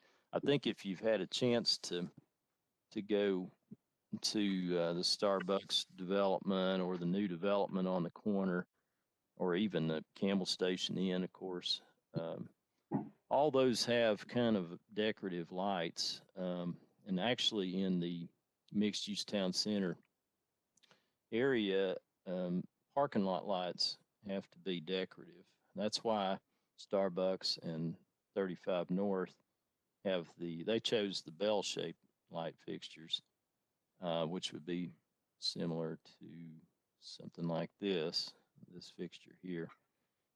But there's certainly other options. The Campbell Station Inn has more historic type fixtures that are more, in line with the history associated with that building and project. So they'd be a little bit different than a commercial.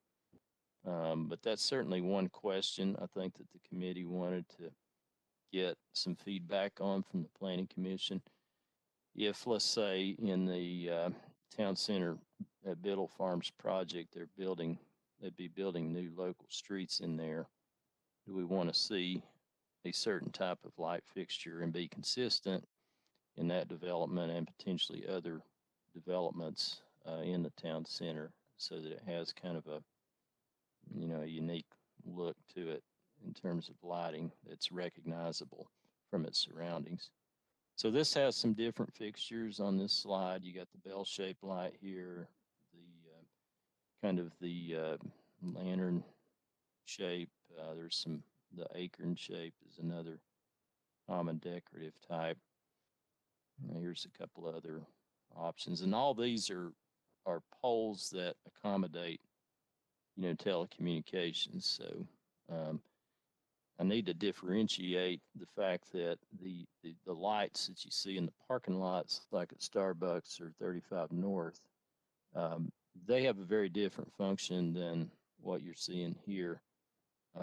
First of all, those are on private property. They're not in the public right of way.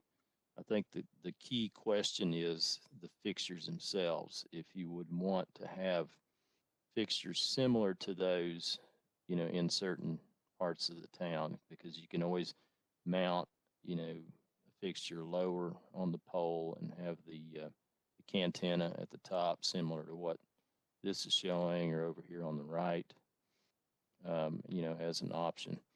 One thing that we did, it's been very useful to have a representative from LCUB on the committee, because, you know, I don't always know what is really realistic. And so, you know, they don't, if we went with some kind of recommended fixture, you know, we need to try to probably limit it maybe just to one kind of general style. And so that if fixtures have to be replaced in the future and they have some in stock, that, you know, they're going to be available in the near term.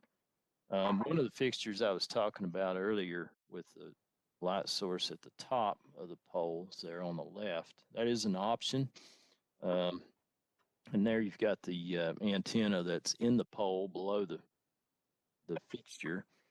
That's a shorter pole than we probably would be seeing in this area at least, but that is a possibility, to have all of it in the pole with the fixture at the top. There's just a lot of options. Another area to really kind of look at is in our gateway corridors, the areas where you coming into and out of the town. Do we want to create a different effect in those areas, similar to what is going on at the Concord Road improvement project there? If you've noticed, there's the new lights that are going up on both sides of that street are decorative. They're kind of similar to the image on the left. Now, they don't provide for telecommunications to my knowledge, but they do have decorative light fixtures. So, you know, that's another question, is whether we would want to have a certain fixture in certain visual area, you know, priority areas in terms of the appearance and the effect there. And then just in commercial areas in general, on maybe arterial or non-local streets, over time, as poles are replaced, as utility systems are modified, do we want to look at having a more decorative versus a more, I guess, industrial looking fixture? The only challenge with some of that is, for example, if you were going to implement that on Kingston Pike, and, you know, you've got a certain type of light along Kingston Pike that's, you know, kind of commercial in nature, which is fine. But if you had a pole that needed to be replaced and you added something that was very out of character, it could be kind of, you know, kind of an issue and may not really look cohesive. So it may be better on those non-local streets to look at lighting as a component of road improvement projects and really think about lighting and provisions for telecommunications and other potential vertical utilities when we look at road projects, or an existing distribution line system as a whole is being modified. So, for example, if there was a modification that would occur along Boyd Station Road associated with the Schubert Farm development, you know, and all that whole system may have to move laterally. You know, how do we want to deal with that in terms of the poles and the you know, the vertical utility structures? So that's just some of the considerations I think that in addition to just the general components of the draft, but the lighting was kind of a big question mark that the committee has at this point. These are against just some options with kind of a more of a commercial look that would have a dual function. A section that we did add after the initial meeting was some additional requirements that would deal with providing ownership information, how these vertical utilities are going to be maintained, who's maintaining what, who's responsible for liability of these things. And if the structure is no longer needed, the technology becomes nullified, then what's the process for removing the structures? Who's going to be responsible for that? And signage on these structures would really be limited to just regulatory type signage. You could have street signage, or maybe even seasonal banners or something that's, reflective of a larger town program or something, but not commercial advertising. So that's pretty much, well, the last section was the appeals. I did add that as well. And I have talked with the town attorney about this section. The feeling is if somebody is wanting to appeal a denial from either the staff or the planning commission of some aspect of this plan, then the Board of Mayor and Aldermen would be the appellate body, since these structures have to be in the public right of way. Well, the Board of Mayor and Aldermen is the representative for town properties and town rights of way. So that's the logic behind an appeal potentially going to the board. In terms of the shot clock that we've talked about dealing with the appeals matter, the key to this is going to be that the planning commission or the staff has acted on the request, and they've given reasons, specific reasons why the request was denied. And if somebody wants to appeal that, essentially, I think we'll have to talk more with the town attorney about this, but it would basically pause the shot clock in this context, because an action has been taken. It's not like we're not taking action on something. So that's the last section of the draft.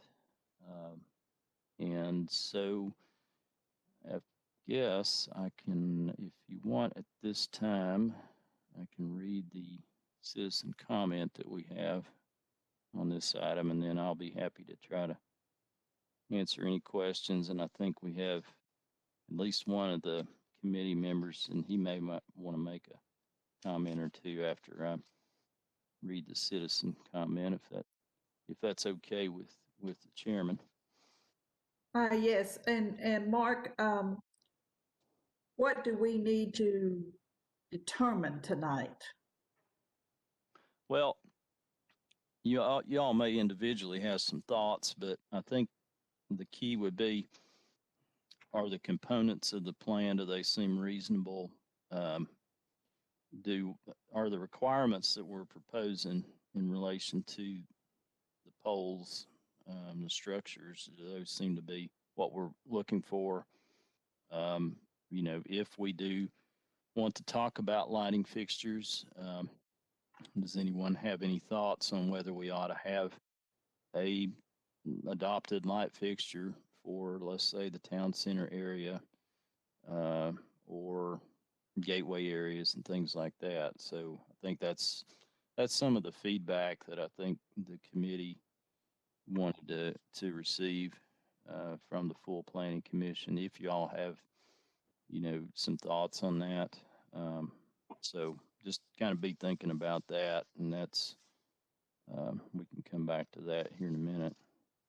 The only comment I had on this item was from Laura Squires at 236 Woodland Trace Drive. And I write with request related to MPC approval of the vertical utility infrastructure aesthetic plan. Town of Farragut is now discussing an aesthetic plan for vertical infrastructure. I request that as part of any ordinance or policy adopted, that the policy establish a minimum timeline before approval be a mandatory part of the plan. In the current situation, as of December 17, 2020, Town of Farragut meetings are held virtually without opportunity for live in-person public comment of interaction. If a citizen must submit comments 36 hours in advance of a meeting and wants to contribute to the discussion during the actual meeting, or at least be heard in public forum, there is no mechanism for this. Additionally, even when public comment was permitted at the January 16 meeting, in spite of literally dozens of citizens present in opposition, MPC, in my opinion, acted hastily to essentially approve all 11 5G tower applications that night so that MPC could attempt to gain aesthetic control.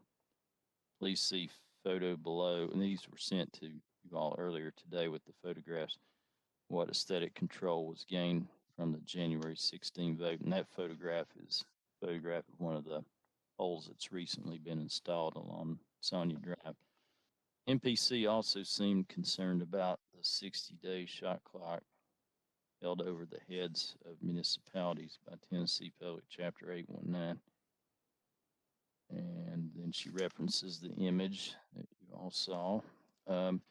As with all important decisions, it is likely better to act with thought and planning than haste. I ask as part of the aesthetic plan that by policy, MPC and Farragut not allow any vote or approvals on the first reading vertical infrastructure, that a minimum of 2 MPC meetings be required prior to a vote to approve. This should still allow plenty of response time under the 60-day shot clock, while allowing MPC to essentially sleep on it before granting vertical infrastructure approvals that will change the nature and appearance and possibly property value of our neighborhoods for the foreseeable future.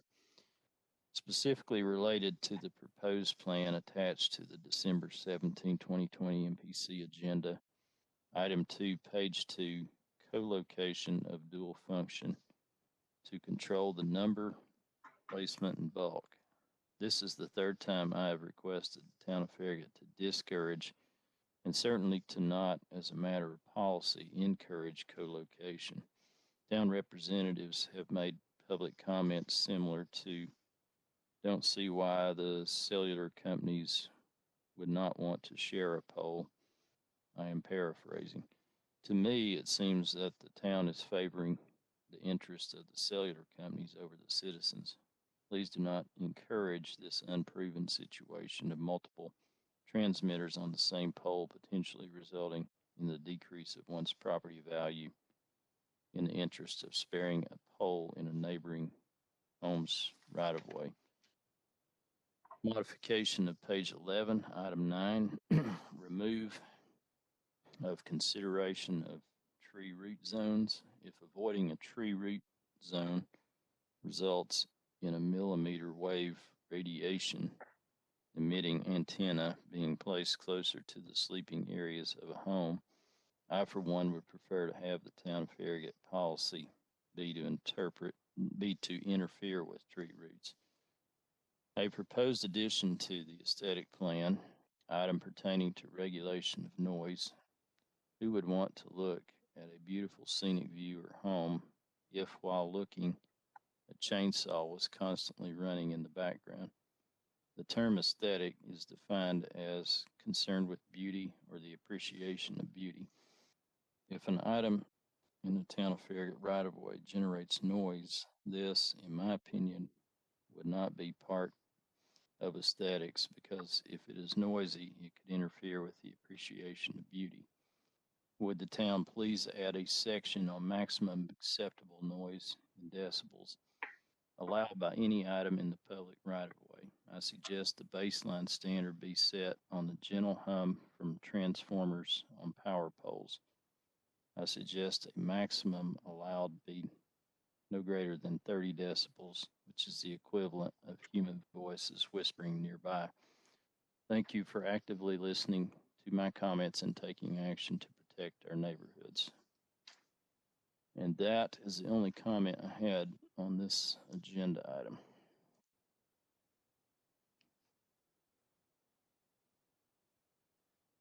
And like I said, I do think John Hoffman, who's on the work group committee, if he has any comments to share as well, I could call on him. Thank you, Mark. If it's all right with reading the committee, I can offer a couple of comments. Please do. Great, thank you. First of all, I want to thank Mark and the rest of the staff for doing a lot of really good work that laid a foundation for what we've attempted to do in our last couple of meetings. Their work combined with the fact that we've got some really, I think, strong members of this little committee have made for some significant improvements in what we're trying to offer. Second, if any of you have driven along Sonia Road in recent days, and you've seen the hold on Admiral Road or a couple of other ones that are out there, you can see why we need to at least think about what we want to have aesthetically. Those are traditional wood poles with a bunch of conduit running up the sides and boxes of equipment hanging off the side at various points. So we just need to think about, is that the imagery that we want to present to the town of Farragut? And that's why we need to have, I believe, an aesthetic standard.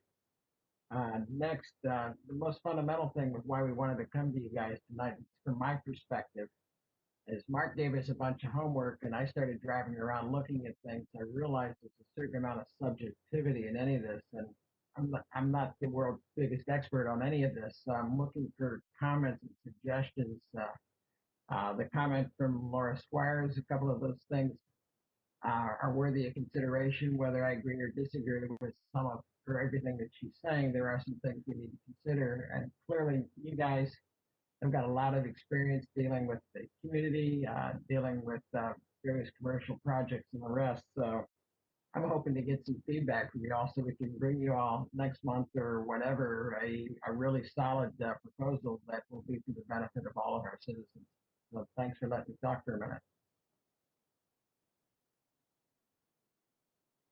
Thank you. Does anybody have any questions for Mr. Hoffman? Commissioner Russ, thank you, Mr. Hoffman, and we certainly appreciate all the work you put into this. This plan, and I've just recently got a chance to review it since the June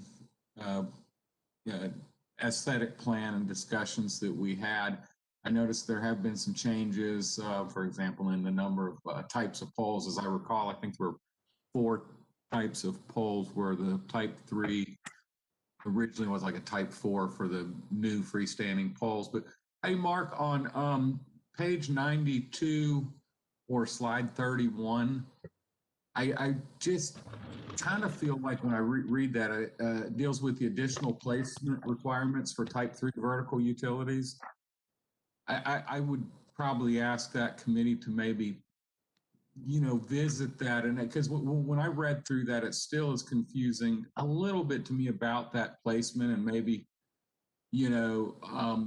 if this does, when the plan goes into effect, I don't know what level of granularity you get into when you start talking about the placement, because when I read some of them, it said, well, the poles should be placed on or in line with property lines separating and joining lots. I mean, that's just purely common sense, right?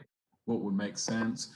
Then when it starts talking about poles shall not be placed adjacent to the front plane of a building, and the next bullet, poles shall not be placed in front of residences or businesses. That, to me, I guess I don't have a visual for that, how that would be defined. And I start thinking about, in addition to that, well, if you have a development that's, let's say, attached family residence, Is the property line then become the division, between those attached units? I just things of that nature.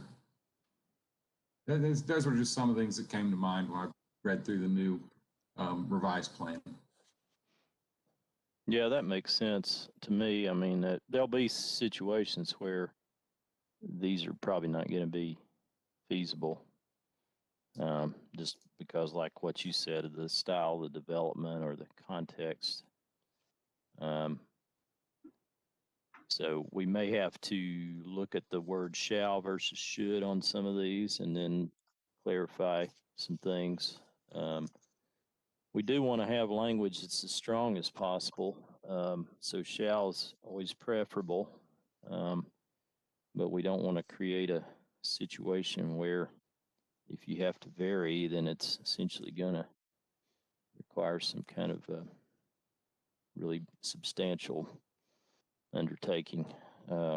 So that's, yeah, we can look at that. I guess, the overall intent of what we're trying to do is pretty obvious. We're just trying to really minimize the impact to residents, is the way I see it. And to those maybe non-residential properties that really have a real, we have a real aesthetic interest in those as a community, like the Campbell Station Inn or the cemetery on Concord Road, things like that, and try to, have some provisions in place that would protect the town and residents to the greatest extent possible from, a hole being placed somewhere that just everybody regrets, and it's there for decades.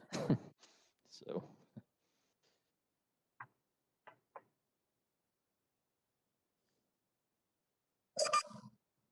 Yeah, thank you, Mark. Thank you, John. You're welcome, Scott.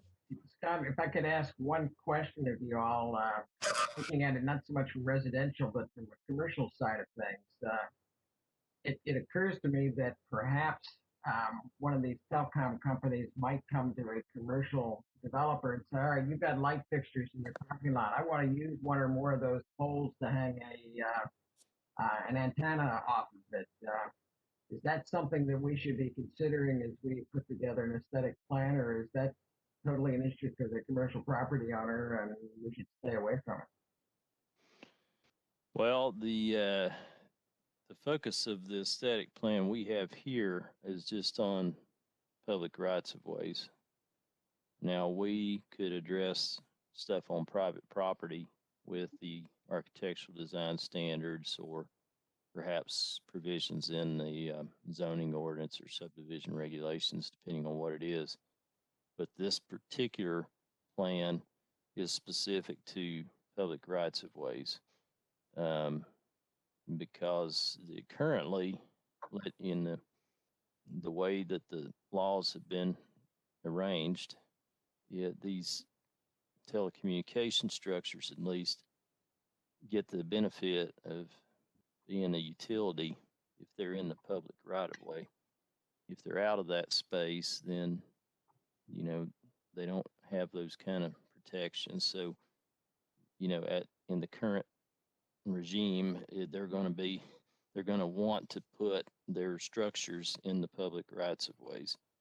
So what we're trying to do is create some aesthetic standards for what we expect for these new vertical utilities, whether they're telecommunications or lighting, or maybe something we haven't even foreseen at this point that may be a new technology in the future, to try to, minimize the effect on the public rights of way. So if something in the parking lot really wouldn't be part of the scope of this document.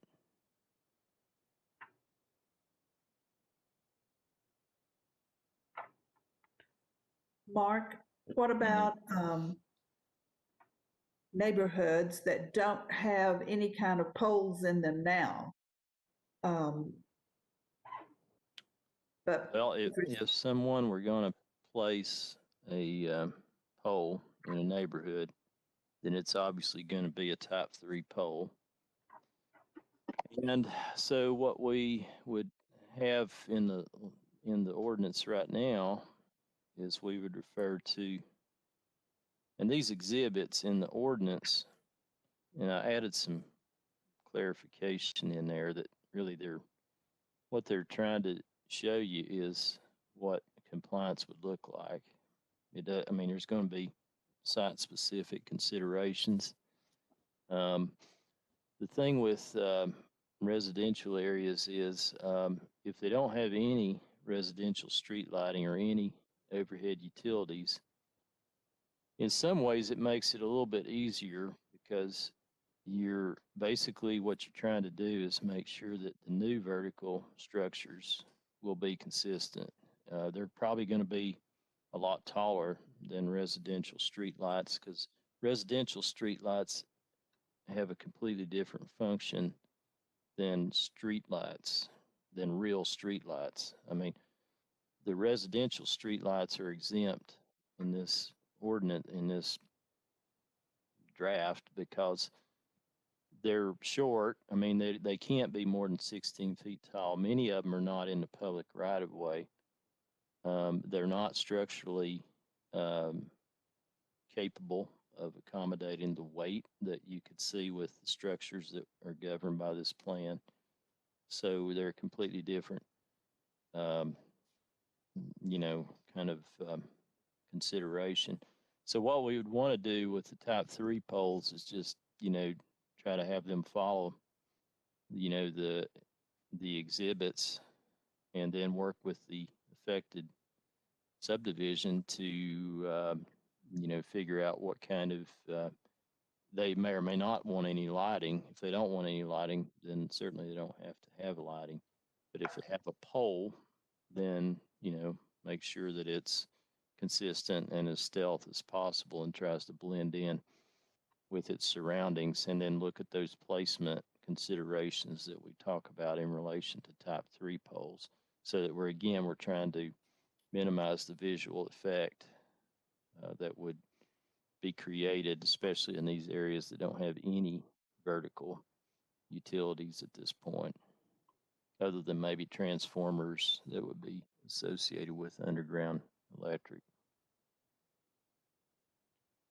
So if you have a subdivision that just has residential street lighting, you would use the exhibits as a guide for, the general effect of what you're trying to accomplish, but you'd want to work with those subdivisions to determine whether you want to add a light that would be compatible to the greatest extent possible with light fixtures that they may have in their residential street lighting. And the pole's going to be taller. So, I mean, that's a given. It's probably going to be at least 25 to 35, potentially taller than that. So it's going to be at least 10 to 15 feet taller than a residential street light. And it's also going to be closer to the road than a residential street light because it'll be in the right of way. So we'll just try to work with those subdivisions on a case-by-case basis. We've got the general parameters and expectations that we have in our aesthetic plan, but then have some flexibility that would allow us to, work with subdivisions to have something that would be as compatible as possible. So they're not going to be happy with new poles being added to their subdivisions no matter what, but what we're trying to do is minimize the impact to the greatest extent possible. Does anybody else have any questions or comments? Yeah, this is John Green. First of all, I'd like to, commend the staff and the review committee on putting together a lot of information. I don't see anything very objectionable in this whole package that we have in front of us here. And it certainly provides a whole lot more guidance than what we have on the street right now.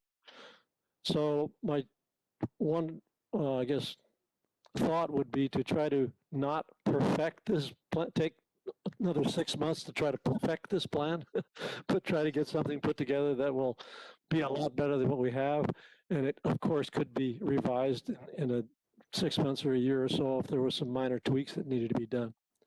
The second thing I wanted to comment on is, are these shalls and shoulds defensible in other examples in other towns? Have we seen where they are defensible to be able to prescribe what we're prescribing here?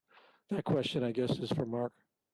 Well, that would be, obviously the town attorney will look at the whole final draft and provide his feedback, and we may have to modify some language. So we'll definitely have that looked at. Let me rephrase that then. Is what we're proposing consistent with other plans that perhaps are already in existence and are proving to be effective and enforceable? The provisions that are in the plan, of course, a lot of these things are from other communities, like most plans that you see anywhere. There's a few things that are, the overhead utility system is actually something I came up with, just kind of looking at, and the difference between utilities in your community. But a lot of the exhibits and the presentation of what we're trying to do is taken from other communities. And I've gone around Knoxville area, and there's been some new installations that are very attractive. Verizon actually provided and we reviewed this with the committee, some examples of poles that they have in other areas, and many of those look very good and look similar to the exhibits in the plan. So yeah, there's a lot of communities. Obviously, the communities that are more concerned with aesthetics have already looked or starting to look into this. So I know the city of Oak Ridge has an aesthetic plan. There's some other communities that have different components of an aesthetic plan.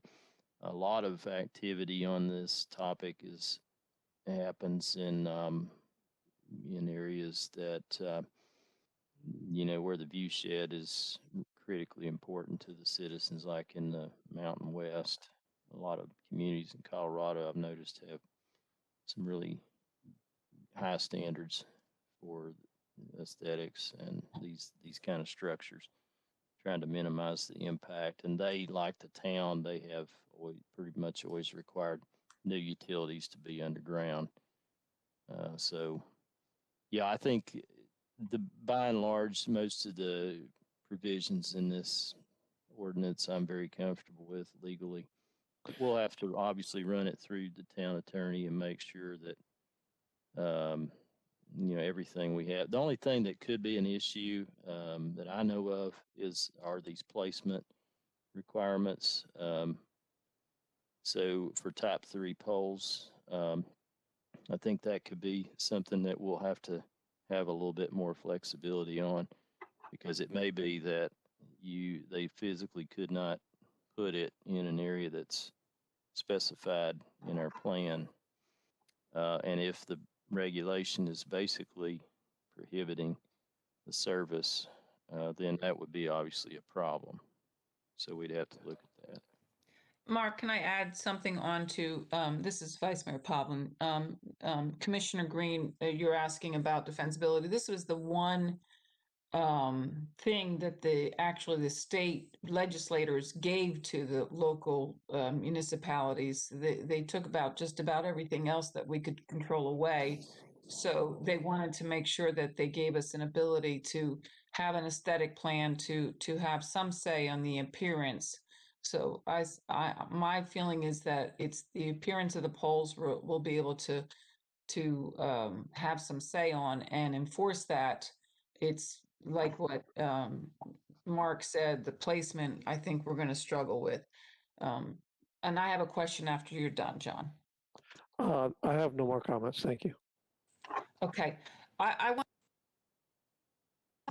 There I go. I'd like to address Ms. Squire's comment about co-location and dual function, because I know that she is emphatically against co-location, and I understand her concern. This is where I struggle as an elected official. Is yes, that's her concern, but what about the homeowner that doesn't want two poles on two corners of their in front of their house on either property line, which is a potential in the way this state law was written. Do we want to push for co-location or have them have a pole on two corners? And I struggle with that. I'm not sure that we're going to ever really have that issue in the near future. By the time we've got Verizon coming in, by the time AT&T decides to come in, they'll probably all be on 7G or 8G, and we have no idea what we're going to be dealing with that. So it's not that I'm not hearing what she's saying and certainly understand her concerns, but I'm also trying to balance that with concerns I've heard from other residents, which are the opposite. They don't want a proliferation of poles. So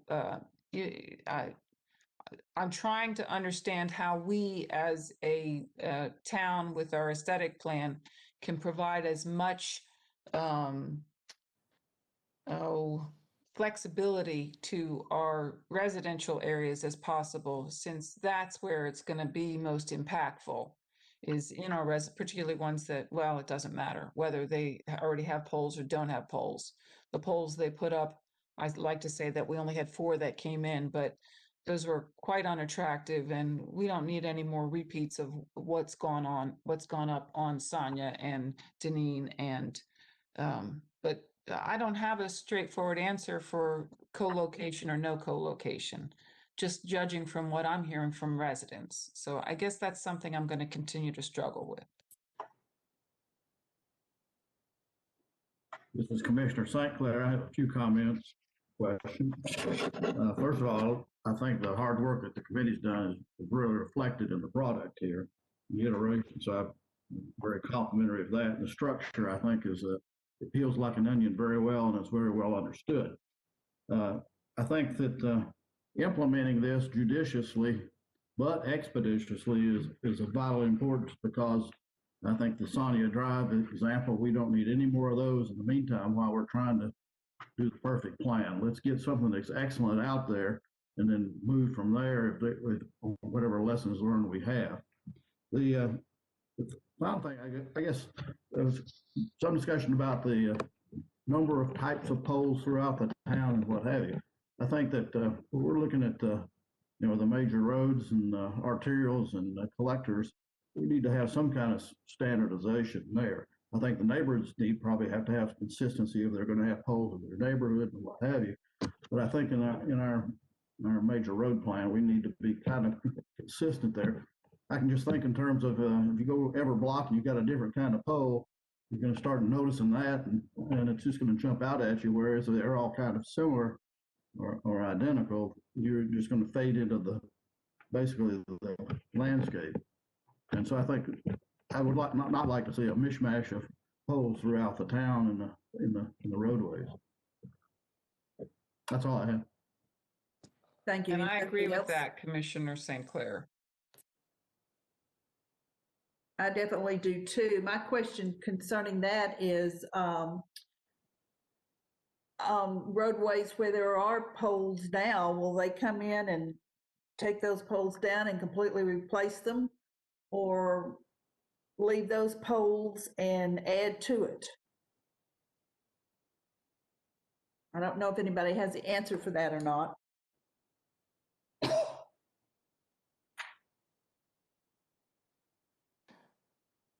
I don't have the answer for that. We're not asking for an existing overhead utility system to be changed out. I mean, I guess if somebody's doing a road project that's going to basically significantly affect an existing system.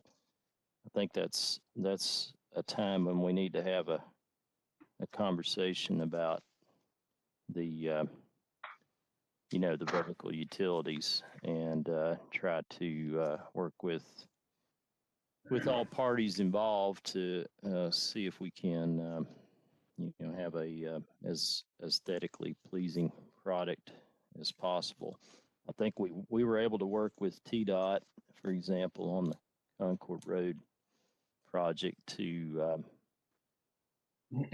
get a decorative light fixture out there, and I think that's going to, when it's activated, I think it's really going to create a very unique sense of arrival into the town and out of the town. That's the kind of stuff that we need to just really be thinking about it. And what is the future utility system in the town as best we can anticipate that and try to plan for it on the front end as part of these kind of projects. So like I'm sure we'll have new local streets if town center at Biddle Farms, if that project moves forward. And so we need to think about the utility system for that and just acknowledge that, there's going to be telecommunications antennas out there because it's probably going to be an area of high demand. So let's think about that as part of the utility system and get something installed on the front end that can accommodate as many structures as possible and look nice. And so, it's hard to answer how we would deal with some of the existing systems because it's very expensive to try to modify some of these. Transmission line systems are completely out of the question. We wouldn't even be, dealing with those. And a lot of those, frankly, are not in the public right of way. They're on platted utility easements that are on private property. So they really wouldn't be part of this plan. Mayor Williams, one of the things I think LCUB was concerned about along these lines was we're talking about a type of fixture, type of light that we have in our entry levels, our entry areas into town, such as Concord Road. It may have one type of light fixture that LCUB will be the ones that actually services that as far as the bulbs and the or whatever. Along Kingston Pike and other roads, then you may have something.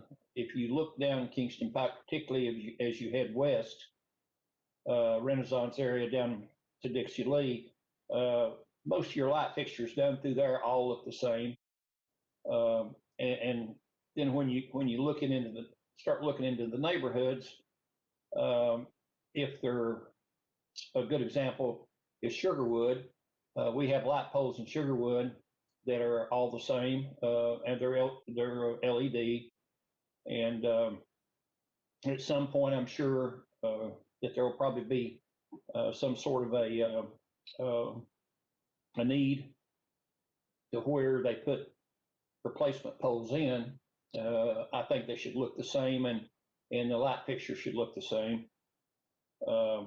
But again, that's not something the LCUB will actually service.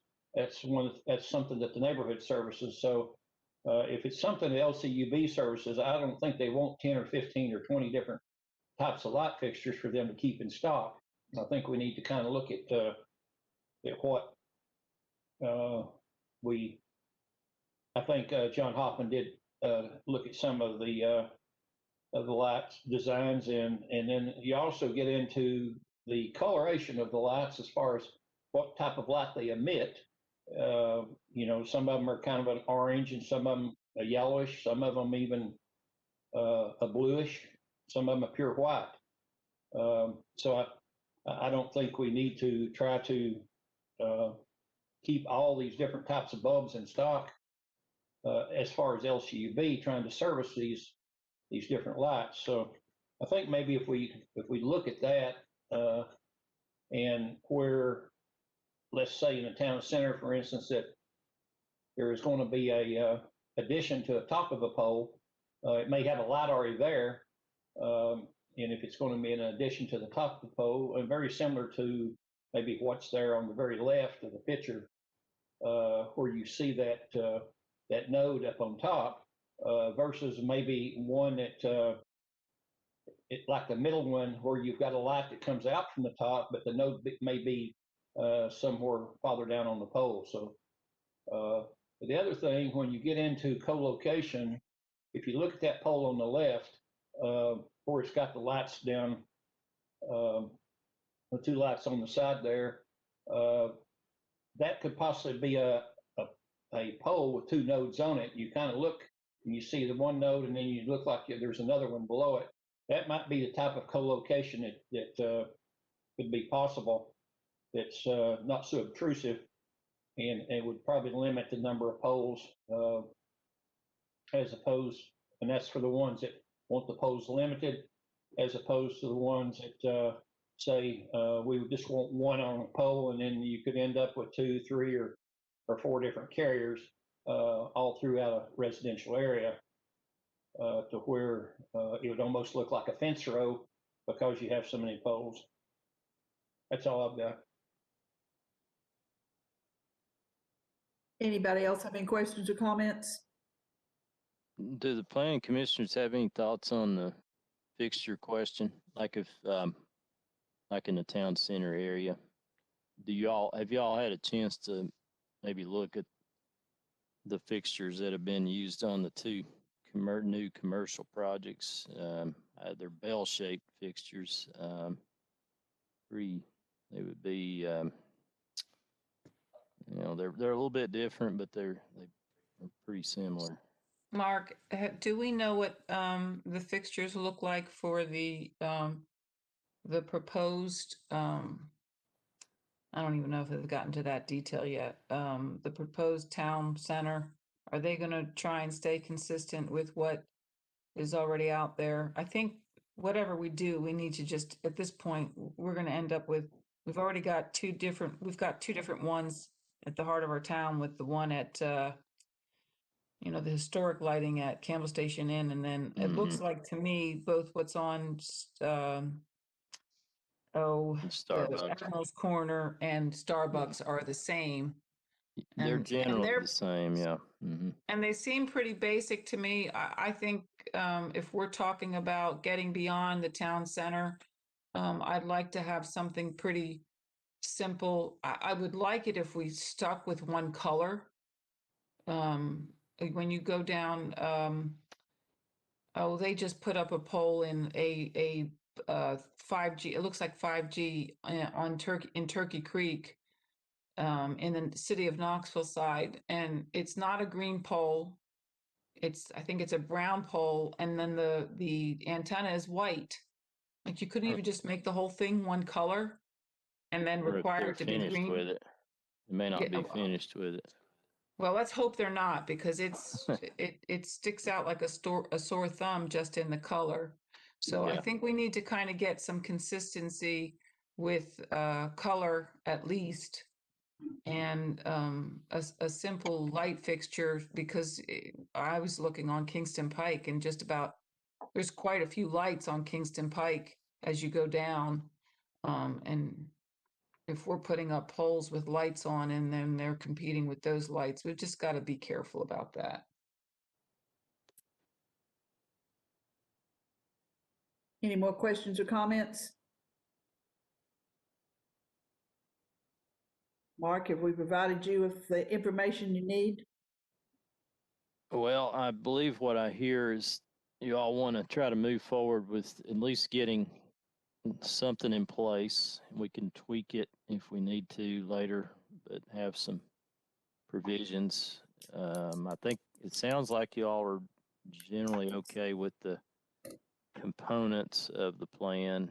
I guess you all are okay with the exhibits that are kind of demonstrating what compliance would look like, if that's a reasonable assumption.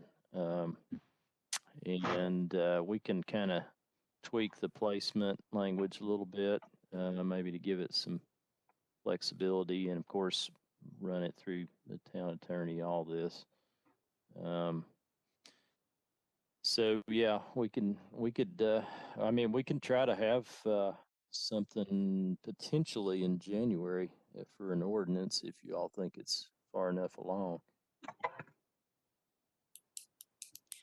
Mark, I feel that the bell shape that they have is more consistent. I think it's easier to be more consistent that way, because that's, even though the fixtures may be a little bit different at the Biddle Farms versus the Admiral's Corner versus Starbucks, they're still a bell-shaped type of a fixture. Now, the oddball is the Campbell Station Inn in Mayor Ralph McGill Plaza, but that's a historic type of setting versus the other building designs are not historic design. Yeah, the bell-shaped fixture would have looked ridiculous at the Campbell Station Inn, and really the Campbell Station Inn fixtures would not look appropriate in a commercial setting either. So I think agreed. I think that probably is an anomaly in the town center with the historic property. Perhaps if some lighting were ever proposed with the cemetery, that would probably need to be historic in nature. But yeah, if you all are comfortable with the bell-shaped fixture, I think they both have a little bit different brackets, the two commercial projects, but the fixture itself is pretty similar. It may be lower on the pole like this image, so that you can take into consideration the antenna at the top, so that you kind of balance the antenna with the equipment cabinet if you need an equipment cabinet. Some of the, depending on what kind of technology it is, you may not need an equipment cabinet. So yeah, this kind of fixture here, I could see this as very compatible with the town center personally.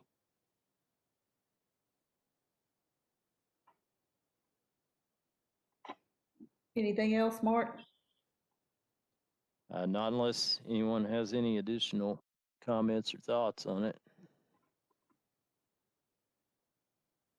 Okay, are we ready to move on to the next item, which is utilities?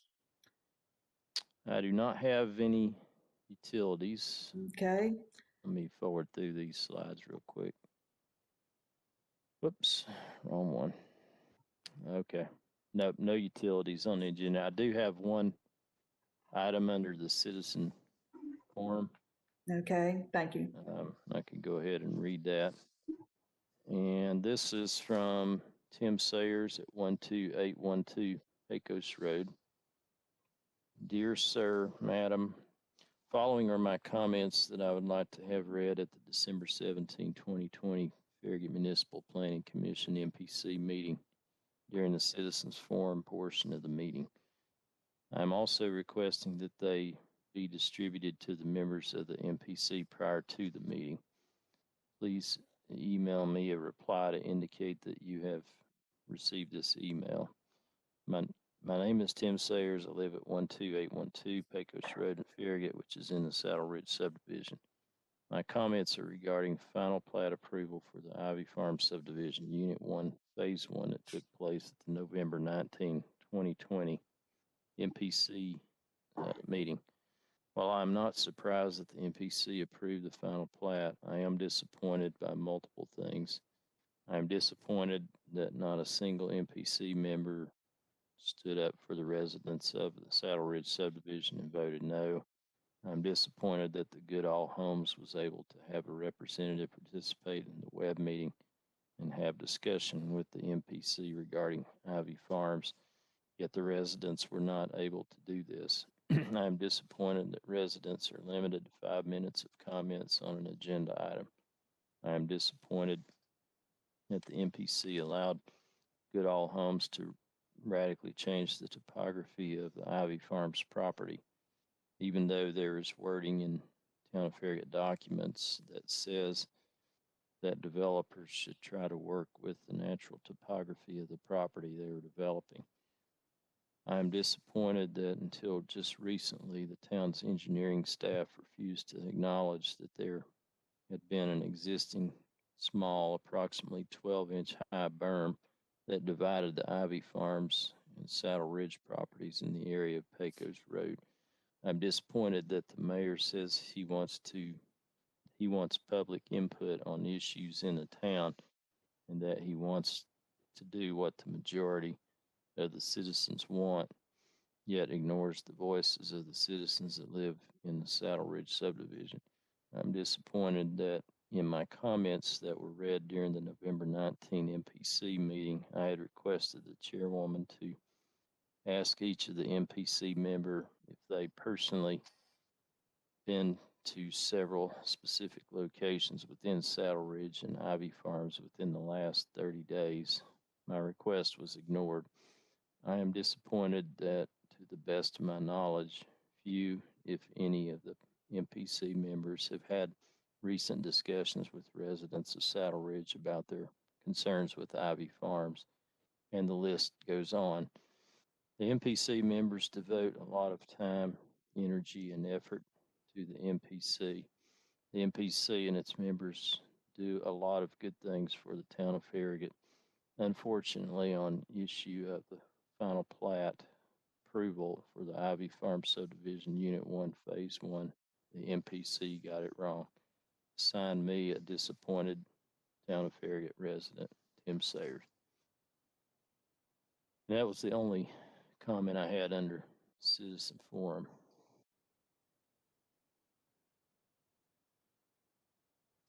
I have a comment I'd like to make. This is Commissioner Green. Go ahead, John.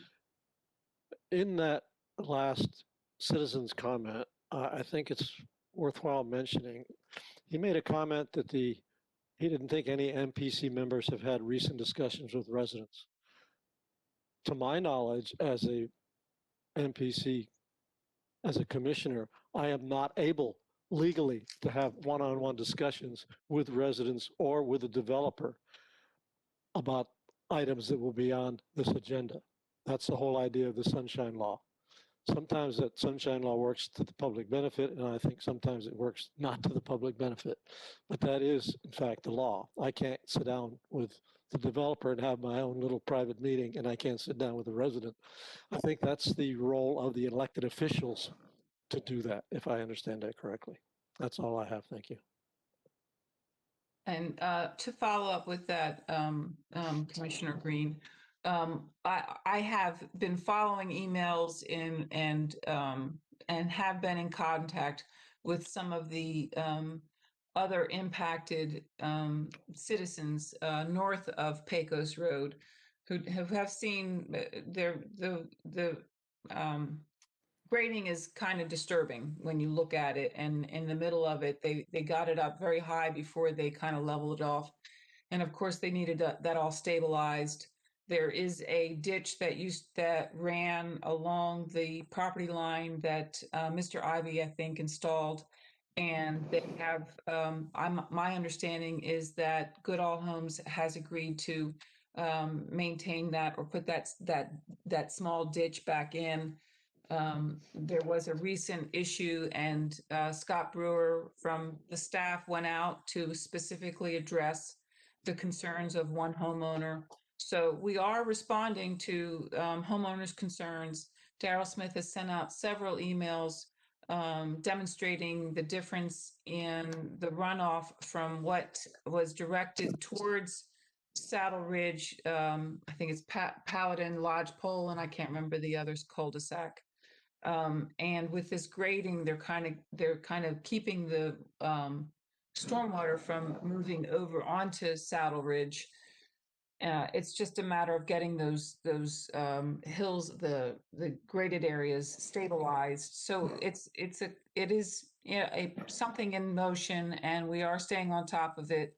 And I am staying in the loop. I don't necessarily insert myself unless I feel like something is not being addressed. Daryl's been good about getting back in touch with me with how staff is handling issues. So there is a lot of stuff going on behind the scenes that people may not be aware of. Thank you. Anybody else, any questions or comments? You know, let me add one quick comment. I say we haven't really interacted. We've heard a lot of comments, even back when we were meeting in person, as well as I know I have made multiple trips out over time to serve not only Pecos, but Lodgepole and Paladin up there too. It's particularly, I think I made comments the last meeting about the slope and off the cul-de-sac down there. And so it's better, and I think when we get some more growth in there, it's going to be better. Obviously, if they would have just left a farm field, everybody would have been happy, but not the case. But to say that we weren't interested or not listening, I hope that they get a feel that we have listened and we have been involved. And it's just, it's not the fact that we are ignoring or just missing out of hand any of the comments and concerns. Thank you. Thank you. Anybody else? Yeah, Mayor Williams. The comment that the mayor does not or does won't comment, that's very true. But once we vote on a certain subject, then that matter is considered closed and we move on to other subjects. We can't continue to keep going over and over and over Pecos Drive like Mr. Sayers would like for us to do. The other items that's been going on over there, Mr. Smoke and Mr. Smith both have addressed those items with the Good Old Homes group. And of course, we've had some rainy weather and they've not been able to really do some of the things they would have liked to have already done. But that's kind of luck of the draw as far as how that we get good times as far as weather in order to do things. And then other times we don't. But believe me, I've been out there at numerous times to look at the what's going on. And I think we're all kind of keeping an eye on it, but it's not that we've not been out there to look at it. Daryl's been out there. He sent other staff members out there. They've taken video pictures of the site, and so it's been addressed, but it's just may not be as quickly as what some people would like, I'm sure. But that's it's kind of hard to stop what you're doing in one thing at one area and go to another thing without you putting the foundation in it and then moving up the hill. And I think that's kind of what they're trying to do. They're trying to put the bottom in and then move up the hill, best I can tell. That's all I have. Thank you. Is that all? If it is, the December 17th meeting of the 2020 Farragut Planning Commission is adjourned, and Merry Christmas to all and all a good night. Thank you. Thank you.